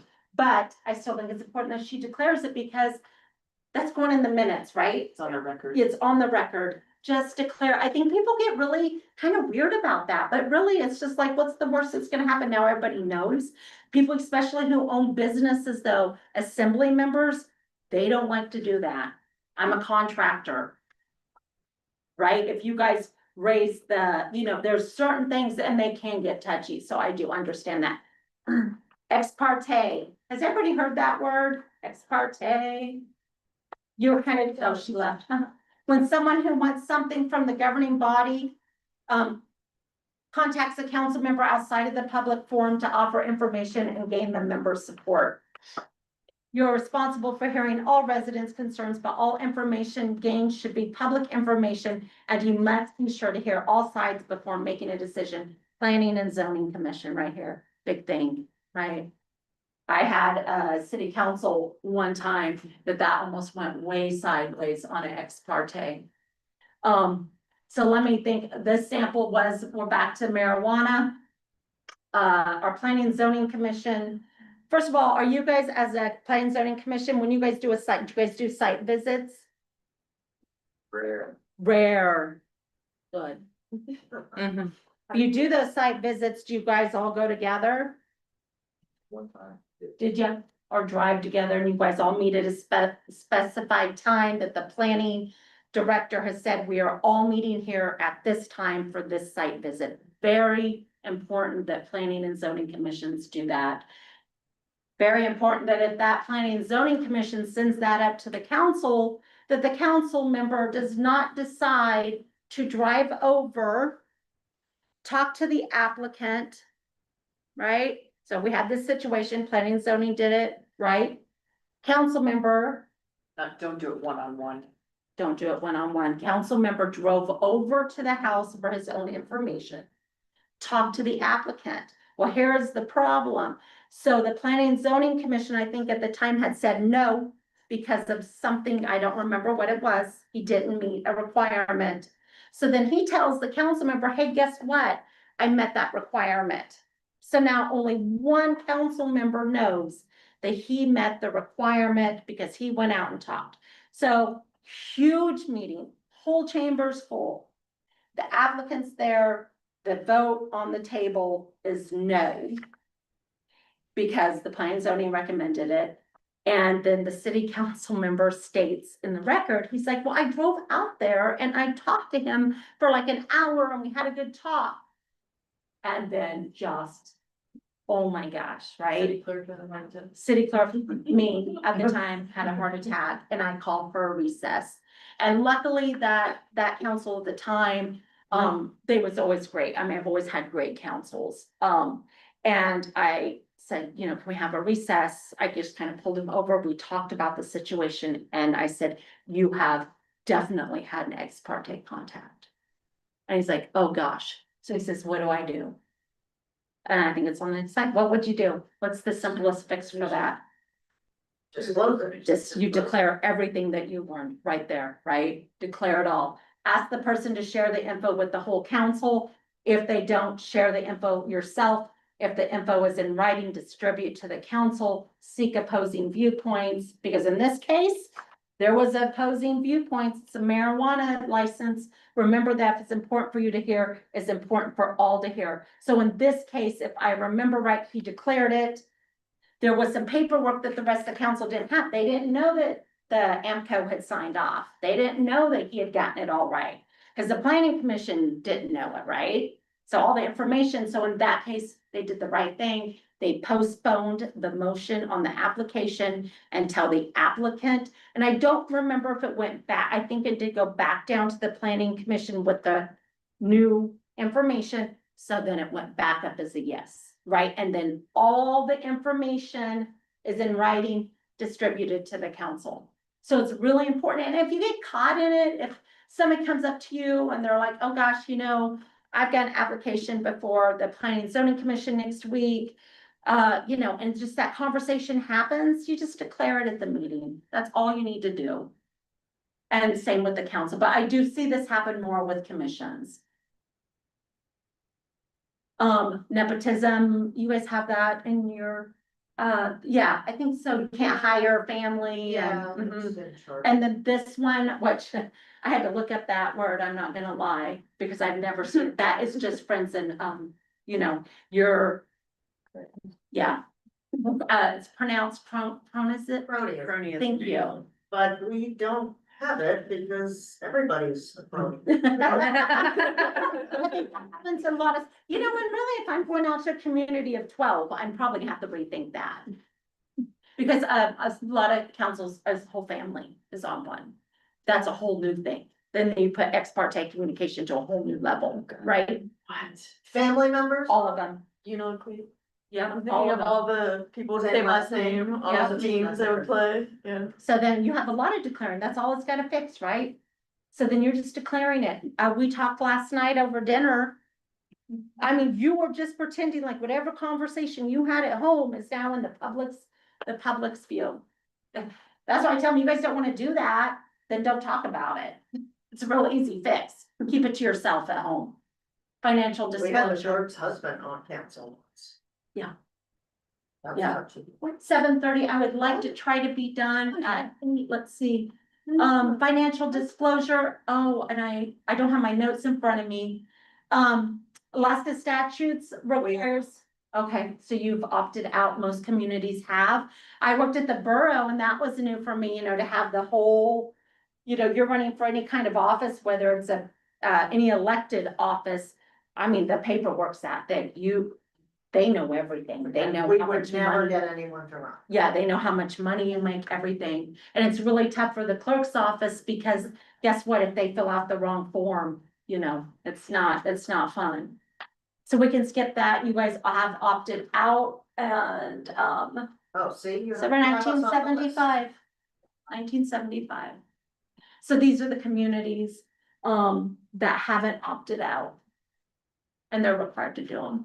Wow, I would have thought it was only the bigs. There were some small. There's some ones on there. small ones. Corner is on it. Those are crazy. So we can skip to the next one. What is the next one? Oh, break, see how far that is? Hey. But you guys just, feel free to get up and just, I love the. And there we are again. That's Wendy, are you in there? funny. Wendy, where are you? Wendy, where are you? Where? Clay. Yeah, you're up by the windows. You're like right there on that second window. Oh, You did. Yeah. Yeah, I was waiting to talk. That was about, that was the ferry. That's what I thought, that's the ferry. ferry. Yeah, that's what I thought it was. It's like the ferry commissioner and the. Yeah, because I was talking about how much freaking toilet paper I bring home on the ferry. I remember that. Toilet paper with me, I put it on the desk. Good. Randy Robertson. So that's cool that I didn't know that. It's just been in this slide. So now I know. So if somebody asks me, I feel like that was Cordova's ferry board. Yeah. Okay, you can do the next one. Anybody have questions on your meetings? You guys have regular, special, emergency, and work sessions? You have committee of the whole? Is that? Okay. We don't really call it that. You don't call it that? That's a work session? So the difference, they're pretty much the same. Some communities use the word committee of the whole if they don't usually have outside work sessions. So for example, do you guys have like a work session where it's not like on an agenda style? It just says work session? So you always have like An agenda. at an least. agenda? Well, then a lot of people call that a committee of the whole. And what that is it's just probably just like what your work session is. It's going to have people outside of that board or council, right? So it's gonna have the council plus all the directors, and they're all gonna be talking about the budget or whatever you usually have it. So the motion is, I make a motion to go into committee of the whole. Those attending is now no longer just the council, it's that whole committee. So they would consider the city clerk part of the committee, the planning. And so it's just a different term. A lot of people get rid of work sessions when they do it that way. Smaller communities have work sessions because they don't have them on agenda. It literally says work session and then budget talk. So it's not actually on an agenda. I like them on an agenda, because it allows for the public to speak. Well, except that ours don't have public Yeah. comment on the work sessions. Okay. Wait to get nailed for it. Yeah. Does executive session exist in there? An executive session, yeah, we'll talk about that, but yeah, executive sessions can be on your regular meetings, they can be on your special meetings. They shouldn't be on a work session. Executive sessions, I just had this talk with the community, another supervisor today. Executive sessions can happen on other boards and committees. We have a community council right now that is getting ready to have an executive session. And the question was to me, well, can they have one? And I said, well, it does talk about Robert's rules, talks about executive sessions, right? So, yeah, they can, and then I talked about the difference, but yeah. so- Ashley had to handle executive Yep. sessions on our library board. See, there you go. So, yeah, they can happen. Might reach out to you. I might give you the name of that committee because they are struggling a little bit with that. So you guys, these are the first and third Wednesdays. Oh, I thought this was interesting. I never seen this before. If the, I called her, I said, "Is this right?" And she said, "Yep.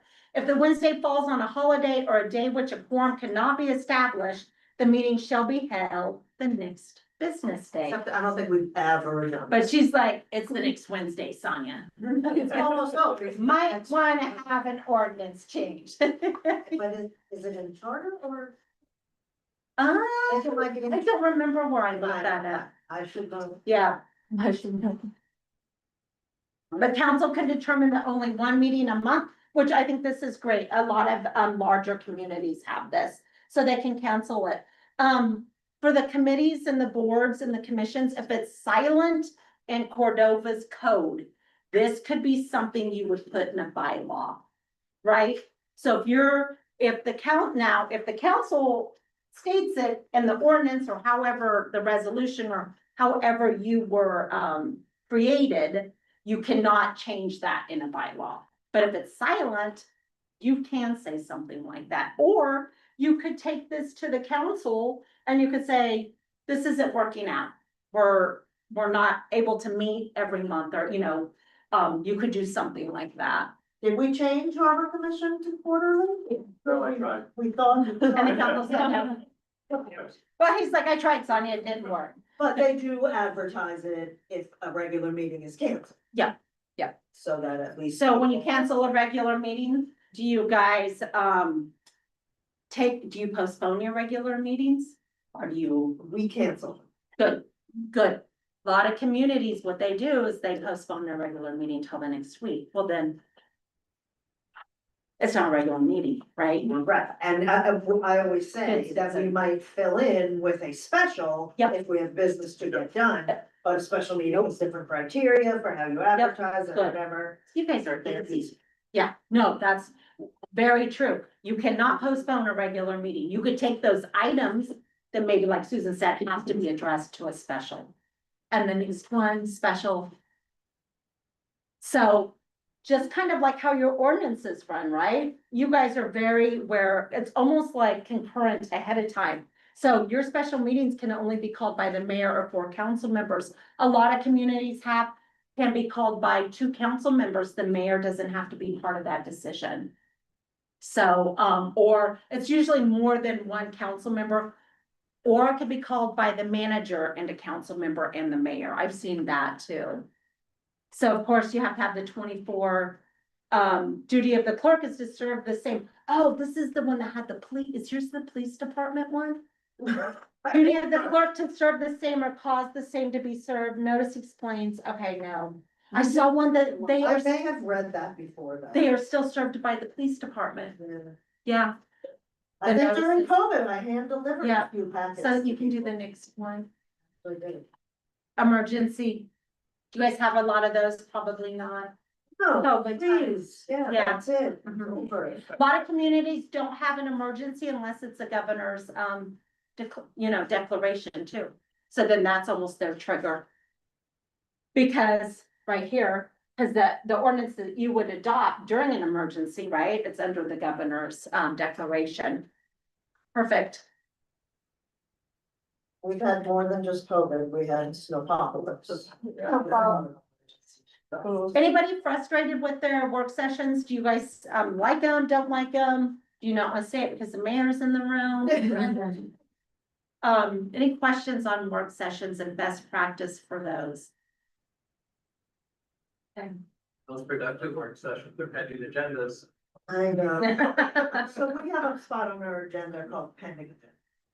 Oh, okay, and that's when you, Oh, I was talking to Colette about that, and she was saying how she just came back from training and that not in a lot of other places do that at all. And I think we are fairly good at curbing ourselves from turning it into a full-on discussion instead. I think that would be my only concern is if you guys got to the point where you are deciding something in that work session, that's a problem, right? So you have to be, you guys can kind of come to a consensus, because of course you're gonna do that with like a budget, right? You're gonna kind of. But you come out of that and you're still making amendments and you're still doing this. So we're not taking action. You cannot take action and you can't even, you wanna be very clear that sometimes you're not even using the language, you know what, yeah, we're good, let's all vote yes. You know, you gotta be very careful of that language. Because then that means it's happening within that work We do a session. lot of, so I'll look over at the manager and I'll say, okay, you heard all of that? Did you You get the feel good correction? about all that? You have all the questions answered, you have all And that, then right? we'll know how to bring it Yeah. to a meeting. Because honestly, that's part of the public work, I mean, the public testimony process too, though, right? You might have gathered all that information in the work session, but then you're going outside. Now the public's coming in and you're like, well, we didn't know all this. So that's why it's important to have those public hearings. Good. Here's your requirements. All our boards and commissions, do you guys have requirements for your regular special? We don't have emergency. You guys have, What's P? oh gosh, you don't wanna know. Don't Palmer wanna know. Municipal Code. No. Making us Palmer again. Are these yours though? Are these yours? No, we're one out, we're one. Well, then why didn't you put that, Susan? Oh, I wasn't very. No, so I'm sorry, I do not have those. But it's important that 24 hours for a special, and I think, our regular doesn't really say 5 days. no, you're It right, it says doesn't The Friday say. before I went. It does, you're And by right. 7 PM on the Friday. Okay. So the boards and commissions that don't have this, if you guys don't have something, I would highly recommend that you get something because, you obviously know, but if your work sessions, yes, you're regular, and if you have to have a special, just because I think it's important to keep it the same for the public and you guys could have turnover, right? And that's So, what I tell them. yeah, If it's not a rule about 5 days, then whatever is consistent. Yes. Keep it consistent. has to be And I think consistent. I've told almost every board or Yeah. commission to do it. So- Friday before. Anybody wanna, I'm not gonna, there is in that packet some court rulings on reasonable notice. Anybody have any ideas what this is talking about right here? In some cases, reasonable notice may be longer, so you guys have 5 days, cause that's not when I'm more sure of up there. What if somebody took you to court and for an item, I want you to try to think of some items, and the court came back and said, 5 days isn't reasonable for this notice. They make rulings like that sometimes. That's crazy though. I think it was the Anchorage municipality is the one they talk about in there where they closed down 3 schools and they had 5 days notice. Yeah, that's not reasonable. So they introduced the ordinance and it might have been longer than 5 days it's in there. Had the public hearing to close 3 schools. That's not reasonable notice. Except when I've been told or asked by council members, I think that should get 2 weeks notice or something. I said, if I start doing that, then who's gonna tell me the rules on exactly which ones get 2 weeks, which get 5 days? 5 days. Well, in that case, though, I think the best fix is just postpone it, right, to a second public hearing. So you're not gonna change that notice. You are literally going to say, I think this is such an important issue. Your boat harbor, think about I mean, if most of your community has a law on their boat harbor. And you guys decide it would be a phenomenal idea, introduce it at a regular meeting, adopt it as a special meeting, 3 days later or 5 days later for those ordinance, whatever your ordinance. That is not reasonable, right? And we almost always won't do a second reading of an ordinance unless it's at a regular. meeting. I feel like those, I try 100%, really yeah. hard to There, keep those far enough apart. I so love there's that. actual You do wanna make sure, I always recommend okay, so let's just say that the council member or the mayor's like, no, Susan. We've got to get this adopted. We forgot the planning commission has got. Some laws require planning commissions to get some certain applications due process in certain days. So I have seen it where the council has said, we are gonna get sued because the planning commission took too long, right? Due process, I think it's a conditional use permit for a tower. Is that a planner in here? Is there a law on that? Yeah. Just, A tower has a certain amount of time that a council has to make a decision. So that's through the whole process, planning commission, council, those towers, telecommunication towers. And some additional use. That one goes. Well, maybe not, I'm sorry. But it's the same thing where the planning commission has to make the decision within so. Yeah, that might be, some do, but right, you wanna make sure too that happens. And then in that case, you know, you might have that regular meeting and then you're gonna call a special meeting as the commission to make sure you meet that deadline. Okay. So we talked a little bit about it and it's getting kind of late, so I just really encourage all of you to do that. I love the fact that me is coming to training that, you know, that you have it out. That's important. Obviously, you guys aren't making any decisions here, right? So it's not officially required under OMA unless it's required in your charter and code. However, I think it is a good thing to protect, and we'll talk about reasons why. Ensures public participation. Broadly interpreted, mandates all meetings of the government body be public. But we're gonna talk about who's covered. And somebody have to tell me here, public entities, governmental bodies. They're covered, and then the next one. Who's not covered, individuals, employees and staff, like, membership, this one's always a favorite of all of us, right? Ridiculous. Yeah. Right? But does the state follow the rules? The state legislators, no, a lot of them don't have to, they're not open to public. Some are, some, this depends, I think I'd have to look. So that's why I was. Villages. Say the local guys are the only ones who do it right. Employees and staff, is your canvas or review board for elections open to the public, Susan? Yes. It is, some aren't. Some aren't. No, because they're not covered OMA, some aren't. I think, I mean, why not, right? You just wanted to be, but no, some clerks do not have them open to the public. Mine at the city was open to the public, however, the Matsu Borough does not open them to the public.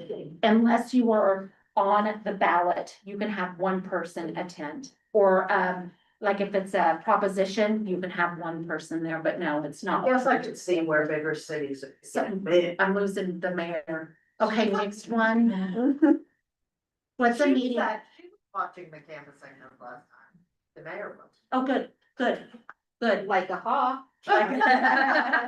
Sarah's also on. Did you learn a lot, Mayor? You kind of knew how it was going. Yeah, It's boring, isn't it? Oh, it depends on how hard people were, how careful they are about the counting, have Uh-huh. groups of three. and We then- can do it. Yeah. We don't have a. Susan, do you guys not know what I did for the last 8 years? Did you not read the paper? Matsu Borough, we counted 90,000 hand. Matsu Borough. Still be there, Susan. Oh my God. The Matsu Borough got rid of a voting tabulator, Sally. 4 years ago. Oh my I'm not gonna say, but yes, these simply voted that we were not allowed to use them, so I have hand counted, Need the Chinese run the. and when we're talking fast. I mean, so I think, How long did it How long take you? does that take? How many of you were there? took 400 and like, I think we had, so how, little like FYI. Yeah. But I think we had 400 people. So also the rule is, they are not allowed to bring the ballots back. So what would happen is at every precinct, we had 29 precincts at the borough. Every precinct at about 7:30, we have hand count teams come in. So you have your regular election officials, you have hand count officials come in. It's literally, that there's certain processes where they close down, they step in, they hand count the ballots. So it's done election night. Yeah. Election night. We do too. And count on election night. And then for your absentee question, it takes 2 weeks of 2 teams, and we had 6. Wow. So, yeah. So, yeah, I'm sorry. I mean, I didn't mean to put Cordova down. Just It's okay. I'm like, wait, right. Oh, process. I love it, Russell. Yeah, I think it works. We had 800 ballots this year, 7 something. Yeah, Matt, And that is a big number. Yeah. For And us. we're there till what? 11, 12, Yeah, from the same people that started 6:30. Okay, All the, Yeah. we brought in a second team to divide it. okay, nice, yep. Yep. Oh, can we go back on that one? Sorry. What's a meeting? So I do want to talk, is any of our committees advisory only in here? No, Yeah. oh, Parks and Rec. So what's a meeting? Parker Library. Okay. So, let's read this bottom one. A gathering of members of a governing body where the purpose is considering a matter to advise and upon which the governmental body is empowered to act. So, let's do the Parks and Rec. We had a Parks and Rec at one of my communities. Are you guys, is Parks and Rec open to Open Meetings Act? Do you guys publicize? Okay. So, the importance of the reason you do that, because people will argue, well, you guys are just advising the city council that you want to do X, right? But you are still a governmental body that is empowered to act. You're making a decision right there. You're saying, we all want this to happen. So I think it's so important not to get caught in that, advertise it. What's it gonna hurt to advertise it? Okay, so we can do the next one. The public's rights. OMA, I'm not that old. I can't remember all that. OMA aids the people's business. The people do not yield their sovereignty. Representatives don't decide what is good for the public to know. Right to remain informed, right to be heard, reasonable notice and opportunity to attend. I love the fact that you guys all understand the importance of that, and I wish you guys had big public hearings, and I know you hate to hear that. It's like on a night to night, the meetings might go really long, right? But it is so important to get that public. Well, and we have council members that are begging the public to come in, but Yeah, doesn't always. yeah. Next slide, please. Reasonable. Oh, yeah. So we talked about that. What's the difference? You guys are all good on all that. Must be consistent. Okay. This last is, that was a title, Open Meetings Act 44. Particulars, serial communications, polling. Polling council members would be, Public Works. You're gonna call them and you're gonna ask them one by one, what do they think? That's a polling council member. Or if council members call each other. Oh, gosh, Mayor, don't, yeah. No. I was saying, I mean, that's great, but that's what, yeah. And that's what kind of was talking about earlier, right? Like sometimes on that serial. Okay, but I'm just talking to one, but what if that one goes to the second one, whether you're playing commission and says, Fred says, yes, Sam and Fred. You're not four of you talking at once, but you are starting to have that, right? Email correspondence between council members. Do you guys have, do you blind copy? How do you do yours, Susan? I send to all of them. Do you They're send to pretty all? well trained to know not to The reply. minute that you guys start to reply to all, I would recommend that city clerk blind copy, right? We don't need to respond to anything. Email correspondence with staff members. That's that book. I just had this conversation with the community on, a council member called me up and said, Sonia, the clerk just told me that, this is a possible Open Meetings Act violation. I said, well, what happened? She said, well, the clerk sends it to everybody. And the question was, do you want your pay stub to all the council members? Do you want your pay stub by, drop it in the box or emailed? How do you want your pay stub? Yes. And she said, we don't get any pay stubs. yeah. So, and so that was the council. I said, well, very administrative, right? So first glance, it's not. However, what if next week, Councilmember Joe now has something on the table that says all city council pay stubs will be by X, right? Councilmember Joe has just seen all the answers and all those emails that came back. So now we have an Open Meetings Act violation. So it might be administrative to look at it, might be a simple question. Do you guys want, this is gonna be silly, do you want tacos for day one? And you guys all start saying it, well, then pretty soon a council member say, I think all of our trainings and all of our work sessions were on tacos, and now he's got legislation. Now, because he knows everybody's gonna vote for it.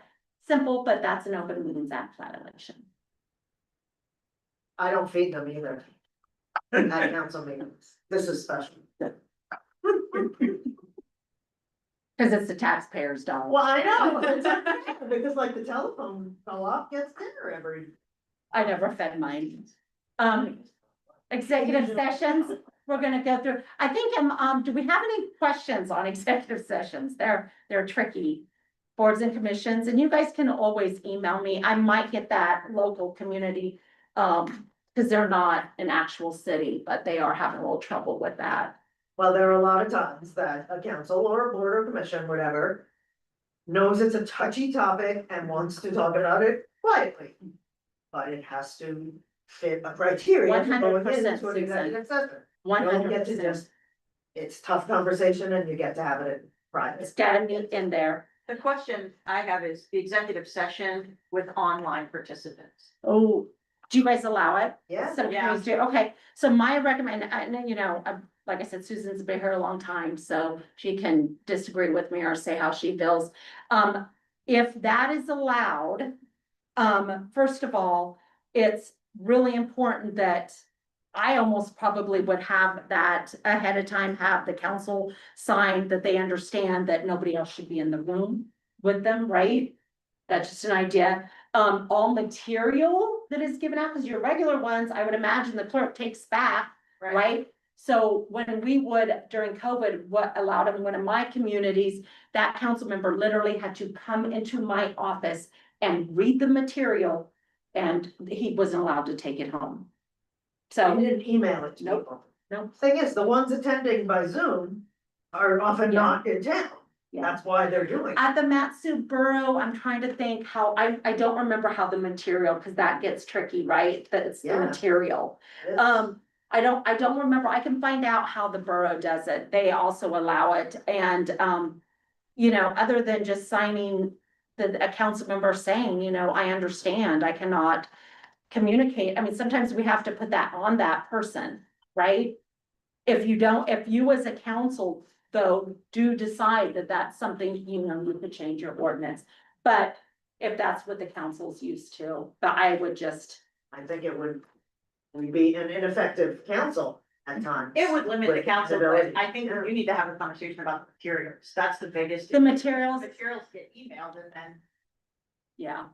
And what about cameras, like to have a camera on so that you can, During an executive session, I probably wouldn't have a camera on during the exec, because minutes, are you guys' minutes kept or No, recordings? no, not recording or. So for those people to attend. Yeah. Well, then they would have to have it on, right? like, Because so if you they're could say attending. who was in the room. But you mean, Or, you know, attend on the phone or versus show your Face. Yeah, because the borough, we didn't have Zoom, they didn't do Zoom, so it was only the teleconference, right? But I don't remember the material. At the city, council member had to come in and review it. There was no emailing material. It had to be reviewed, and then it was their choice if they chose.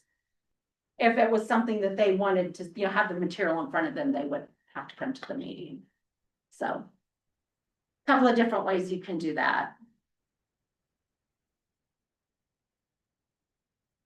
No action. You guys probably sometimes, except, I think statute says no action can be taken except to give advice to your attorney or to get advice from your attorney. That's the only action that can be taken. Or a negotiator, right? Yeah, things, yeah. Only certain topics, like as Susan said, you gotta make sure it meets those.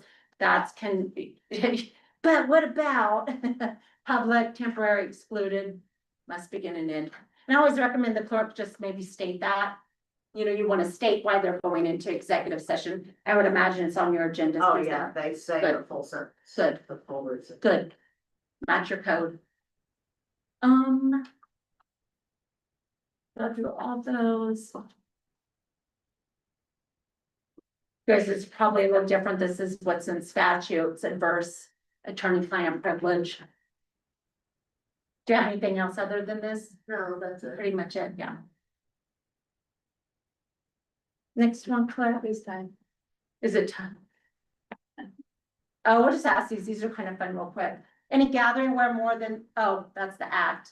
Where more than 3 members or a majority of the governing body meet to discuss issues in which they're empowered to act counts as a legal meeting and must be open to the public and given reasonable notice. 4 members of the city council are at a private barbecue at the same time. Is the situation a violation of the Open Meetings Act? Yes, maybe, or no. Okay, next one. Maybe. Click Depends on it. how many. It is gonna be maybe. Maybe. And why is it a maybe? Anybody got any ideas? If they talk about it. That's exactly it. What are they talking about? So the next slide, click, is gonna say. Oh, well, yeah, I thought it said, it depends what they're talking about, right? 4 members of the city council are at a private barbecue at the same time. They are discussing last night's football game. Is this a violation? No. Yeah. Unless the Giants lost. Unless next month they say, we're going, no. 4 members of the city council are at a private barbecue at the same time. They are discussing a possible ordinance to ban the eating of ice cream in all municipal buildings. Yes. Put forward such an A order. new committee has been formed to discuss a new committee strategic plan. The committee meets in private at one of the committee members' home. Is this an act? So it's a committee. Let's see what the answer is. Why? Why would we think this one,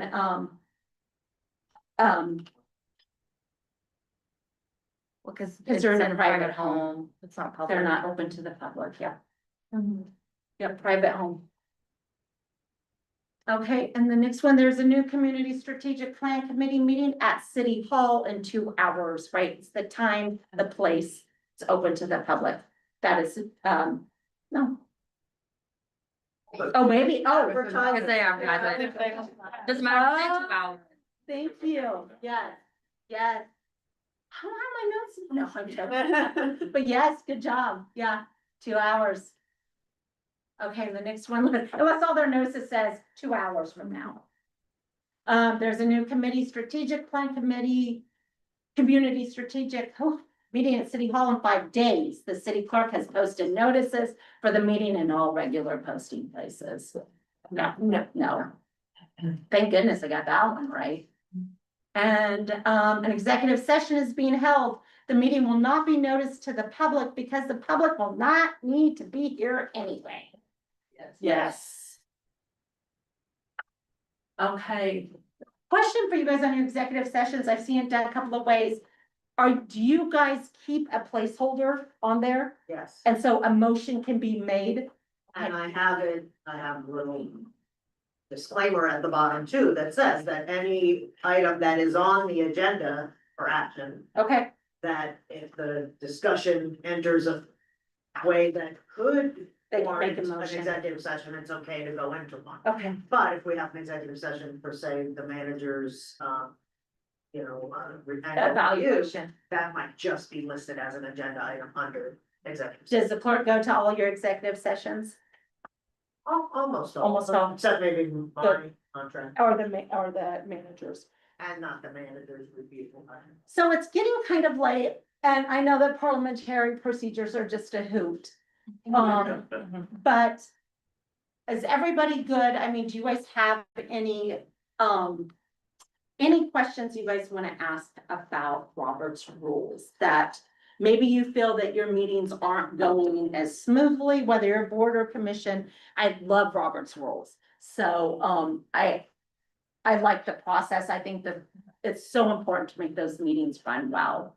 So, you can do a couple of things. We can, if you have questions down, oh my gosh, you are my dream. That is the best book right there. Oh, Yeah, that is the best book. So, your clerk is your parliamentarian, I would imagine. Susan rolls her eyes. That's her face. I just saw it. mayor and the council members have been there a while, Good. also please each other kind of thing. Well, I really appreciate you guys having me out because I do feel like this is so early level for you guys. But I really hope that something that I've said maybe just makes you write something down or think. Can we just flip to the next slide real quick? We kept on going. I just wanna make sure I don't talk about anything. Do you guys require well, no, because, so your city, who gets to make the motion to approve? Who usually does that? The agenda? No, just any item on. Oh. It's open. Is it open? Okay. So usually, Robert's rules does say you need to be in favor to make the motion to approve. Not to second it. Robert's rules does say that you should be in favor of the item. Should or shall? Yeah, Yeah, a lot of times if they're not. They just. They're made in the. They put it on their Yeah, very often if the you're, comment- if you know you're gonna vote no, You shouldn't make a shouldn't. motion to it approve. doesn't get the. Well, a lot of Well- times somebody will say, I make a motion for the purpose of discussion, which you're not supposed to do. I know, but they do it all. But it happens a lot. So motion to approve should be in favor. The motion to second, you do not, because that is in essence the motion for discuss, but there is no such motion. The other couple of things, Robert's rules, which I never did as a clerk because I don't like it, but Robert's rules does say that the second doesn't need to be in the minutes. Yep, because if it's right, look at, she just went to clerk school. I am not changing the way I look at it. I never did either, Susan, but Robert's rules does say that second, especially because then the votes happened. Now, I think it does say something to the effect that if it's moved and seconded and then say the motion is withdrawn or it's postponed, sometimes that second will need to be in there, right? Because then that person needs to Concur with the- concur with the motion. Okay, so, yeah. So often, like we just said, often something will come up, people want to discuss it, so we put it on the table for discussion. It often isn't said that way, but that's really why often it does come up. So if something's new that we're addressing and we do want to discuss it, what's the right forum to do that? Is it a discussion item or is it actually an item that you need to vote Do on? we need to make a decision? That you need to make a decision on? But it's kind of for just discussion. Well, if 4 of them know, they're gonna all vote no, or say, well, 7 know they're gonna vote no. It'll never get put on the table. Right. Right. If yours are supposed to be in favor, or no. Oh, no, then the motion could, if all of you think it's gonna be no, then I make a motion to postpone indefinitely kills the item. Oh, but you wouldn't discuss it. You wouldn't Oh, know that no. everybody wants to vote no Right. until you You start. could, I think if you made the motion to postpone indefinitely and you got a second, then the discussion could be, why do we think this needs to be postponed indefinitely? And it's opened that door for discussion, right? Okay. But then what would happen is, what if you're having that discussion and then all of a sudden your minds are getting changed? And then the motion on the floor is to, so then at that point, You'd have to make a new motion. How do you get rid of postpone indefinitely? well, I'd have to look at the order because I think, Make a motion, if you're not sure how you're gonna vote. I mean, it's not fair to not make a motion I know. when nobody else is making a motion, but you, because you're not sure how you're gonna vote yet. You need the, so that, Discussion. so why couldn't you make that first motion? that's just what Robert said, rules said, motion in favor. It gets in the way of doing things. Yeah. So that's a silly reason. Yeah, You but know, Robert's rule, it's- you know what though, you guys, if as a city council that you truly don't like that, you can change, you can create an ordinance for that. I know. You said, Susan said you don't give me But that. we have other places where we. But you could, I mean, Robert's rules, but you would need to make sure that you do that. If you're gonna go outside of Robert's rules, then you would need to make sure that that is clarified in your ordinance, that you would, you know, you'd have to find some samples, I can't think of Dave, you one. sponsoring that? Yeah, I'll talk about it. But you could, I'm actually, Susan, I think, or Dave is council member. Look, I think at the Matsu Borough, I don't remember what title, but if you type in maybe Robert's rules, I think it's, their order of, I don't know, what is it called? I'll have to look and email it to you guys, but they have like taken out some of the things that don't work for them, Yeah. right? So we're gonna follow Robert's rules except for this. Yeah, because we have reconsideration with anybody's allowed to move to reconsider. Okay, so that's a prime example, right? So, you know, I just would, I know you guys are a good council right now, but the point of making the motion to approve and being in favor is because we do want to discuss it. Another option could be if you want to discuss, why would you want to discuss something that you're all gonna kill though, now that I'm thinking about it? Because you need to hear the other people, Yeah. their opinions. You and don't it always can know sway you. right away at the beginning of the discussion, yeah. Oh, cause you guys are, but then you guys are having discussions and not really debate though either, right? So you're going back to a debate versus a discussion. So maybe actually have those items, What about postponing it to a later time? you could do that, Postponing. but that's not gonna. The same meeting, and you can You still discuss haven't it, heard what council. but then you can discuss it, once you put the motion to postpone it, Mhm. you can still discuss it. But you should only be discussing the motion to postpone. Also, then it takes training meeting. Yeah. Do I one thing. think you guys probably should, I do think you guys, if that is something that you guys work well with like that, then you guys should create an ordinance. I don't know what the language would be. Well, the mayor would tell you that I tell her often that I don't like to put discussion items. on 100%. agendas, but this would be then right for a work session. So you guys are doing discussions, which I normally agree with Susan 100% because it doesn't get business done, right? So that you come to a meeting to get business done. That is the whole idea. So I'm just trying to think of, discussions are usually saved for work sessions, right? So you're gonna have that work session, you're gonna discuss. In a work session, you don't need a motion other than to go into the work session to discuss. Now, you could come out of that work session, so maybe on the agenda, have that item as a work session item. On a regular meeting agenda. Oh, then that's a discussion item, it's the same thing. We don't. But you don't want discussion items on your agenda, So- on your regular meetings. But no, you So go would to a have, work session. you would have your regular meeting. And then wherever you have your work sessions or committee of the whole, right?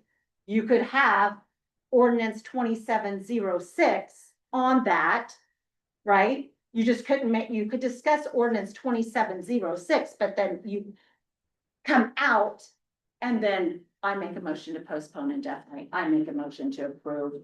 I make a motion, there's another one, I'm looking at her like she should have, lay on the table. Yeah, because I'm. And then- You can't discuss the item until a motion's been made. Right. You're saying you can have an In a work item session, before the item. sure, you can have a work session on it. So are we gonna have a? It sounds like a lengthy Above meeting. every. Yeah, That's why we don't like them. I don't know. I don't like it. Seattle does it. Because Work session. now I wanna think right now, you guys are all good working together, right? Let's think about the bad side of this. Right now, you guys are all council, sounds like you guys work well together. Let's think about if you allow that and you do not work well together, how is that work session gonna go? How is that work session gonna go? Be honest. Right, Yeah. so that's, Text about my facial expression. Mom, Yeah. I'd be walking the dogs. Yeah. so the idea is, I still like the idea, if you guys want to move that way, that you start having work sessions, because otherwise you're defeating the purpose of the debate, like Susan said, and you're now having discussions, Or just change or the just change. code that we are allowed to, anybody can. And that would probably be Yeah, the that's easiest the fix. fix. That would be the easiest fix. You don't need to be in favor to vote yes. I mean, yeah, that would be the easiest fix. To motion, you don't need to Yeah. make a motion.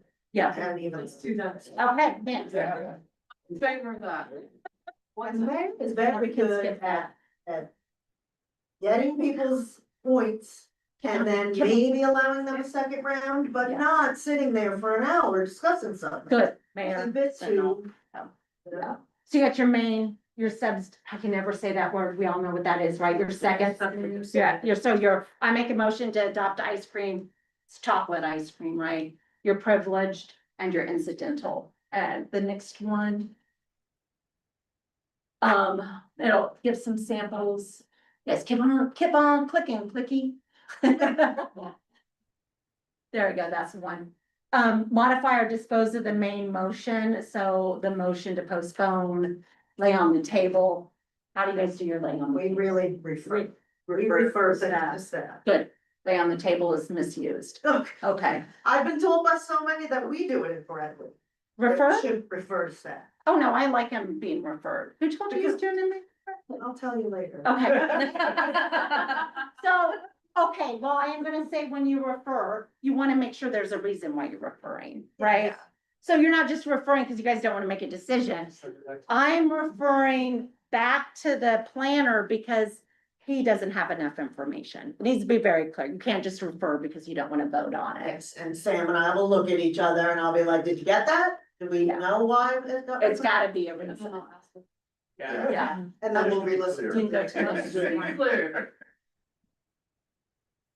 Okay, there was referred to a committee down at the bottom, or, I know, yeah, and we just say staff. yeah. Most of the time. Immediate importance recess, the governor's walked in, we're gonna take everything out of order on our agenda. I heard you guys had Senator Murkowski here, so, you know, if she comes into the middle of meeting, you're gonna make a privileged motion, okay?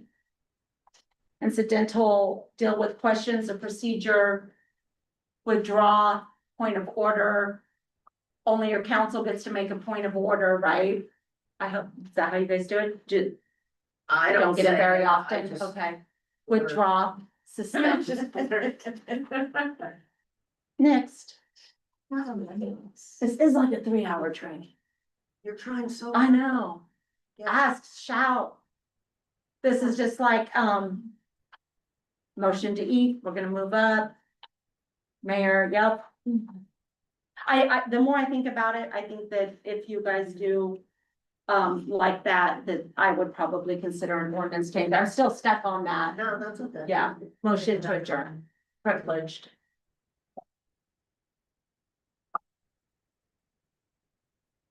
Test on Sonia. Let's go to, actually, this is pretty good. Oh, yeah, we don't need any of this. How about this? Nope. Where are we at? Where are we at? You guys okay with me slipping? Okay. That might be, chair announces the result or the clerk. Does the mayor, do you announce the results or does the? We both do. Do you guys If do them it's in a roll writing? call, I do it. If Okay. It's a voice vote, Good. you seem to do it. Yeah, it Do works. you guys put them in writing? Do you guys require it? No, Put it in writing. a lot of communities, have carbon copies and the council member writes their motion out. Carbon copies, Mhm. come on. Oh, my. They hand count their elections too. No, that simply didn't do that until I had to do my first one. We can, and you know, just a reminder, everything goes through the chair. Everything should go through the mayor. The mayor should, and the next one. Yeah. Yeah, I'm like. We can just keep on clicking, keep on clicking. And what about amendments? You didn't mention that. I think we skipped them. Do you want to talk about them? You have a question? Yeah. Yeah, you just went to clerk school. Ask the question. What did you learn about amendments? It wasn't a specific question. I just realized you didn't like Oh, I mention think we it in just the skipped order it. of things. It was in there. I just didn't skip it. Yeah, amendments. So like when you guys have an amendment. Isn't that the subsidiary? Yeah, Or, yeah. that's what, yeah, secondary. So amendment would be this, yeah, I make a motion to, the main motion's ice cream and then chocolate would be I can't say the word. Yeah. But that's what they consider. I don't know who that is, that's. Oh, that is you. That's not you. Oh my God, look like her. Did you guys have training on Robert's Rules, the first one? She lived here. Yeah, the for whole co-starter. Jurassic She was, I Park was sitting next to Thursday, her, it was because I chaired 8 hours of. Which one do you think? Or There might be an empty I chair. don't think Oh, there's yeah, anything there on the is. next Yeah, one. the guy, That's it. the guy that you think's next to her is actually behind her. Yeah. It was Josh. I am so encouraged to see you all out here. Thanks. And I know it was very basic. But I guess if anything else that you are aware that we exist. And, when I say you guys can call me on anything or email me, you really truly can. Even, where's my TAP funding? Where's my, no, for real, that's, Absolutely, well. you know, I need some bylaw samples. Or where you guys maybe aren't starting to get along and there's a council member, you know, those phone calls can always, I take all of them, and I'm glad that wasn't on me the whole time, but maybe it was. No, it wasn't. I'm sorry it went fast, and I hope that everybody took at least one little thing to look at them.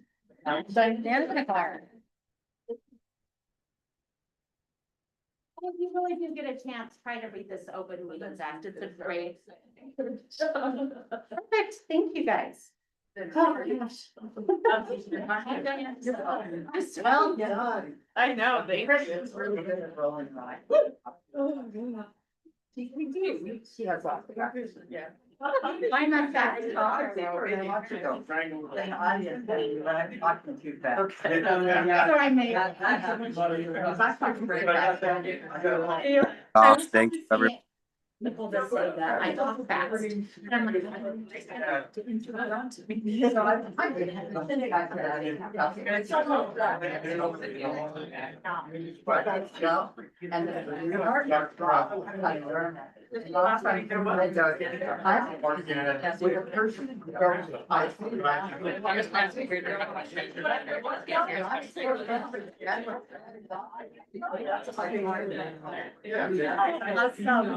I'm very.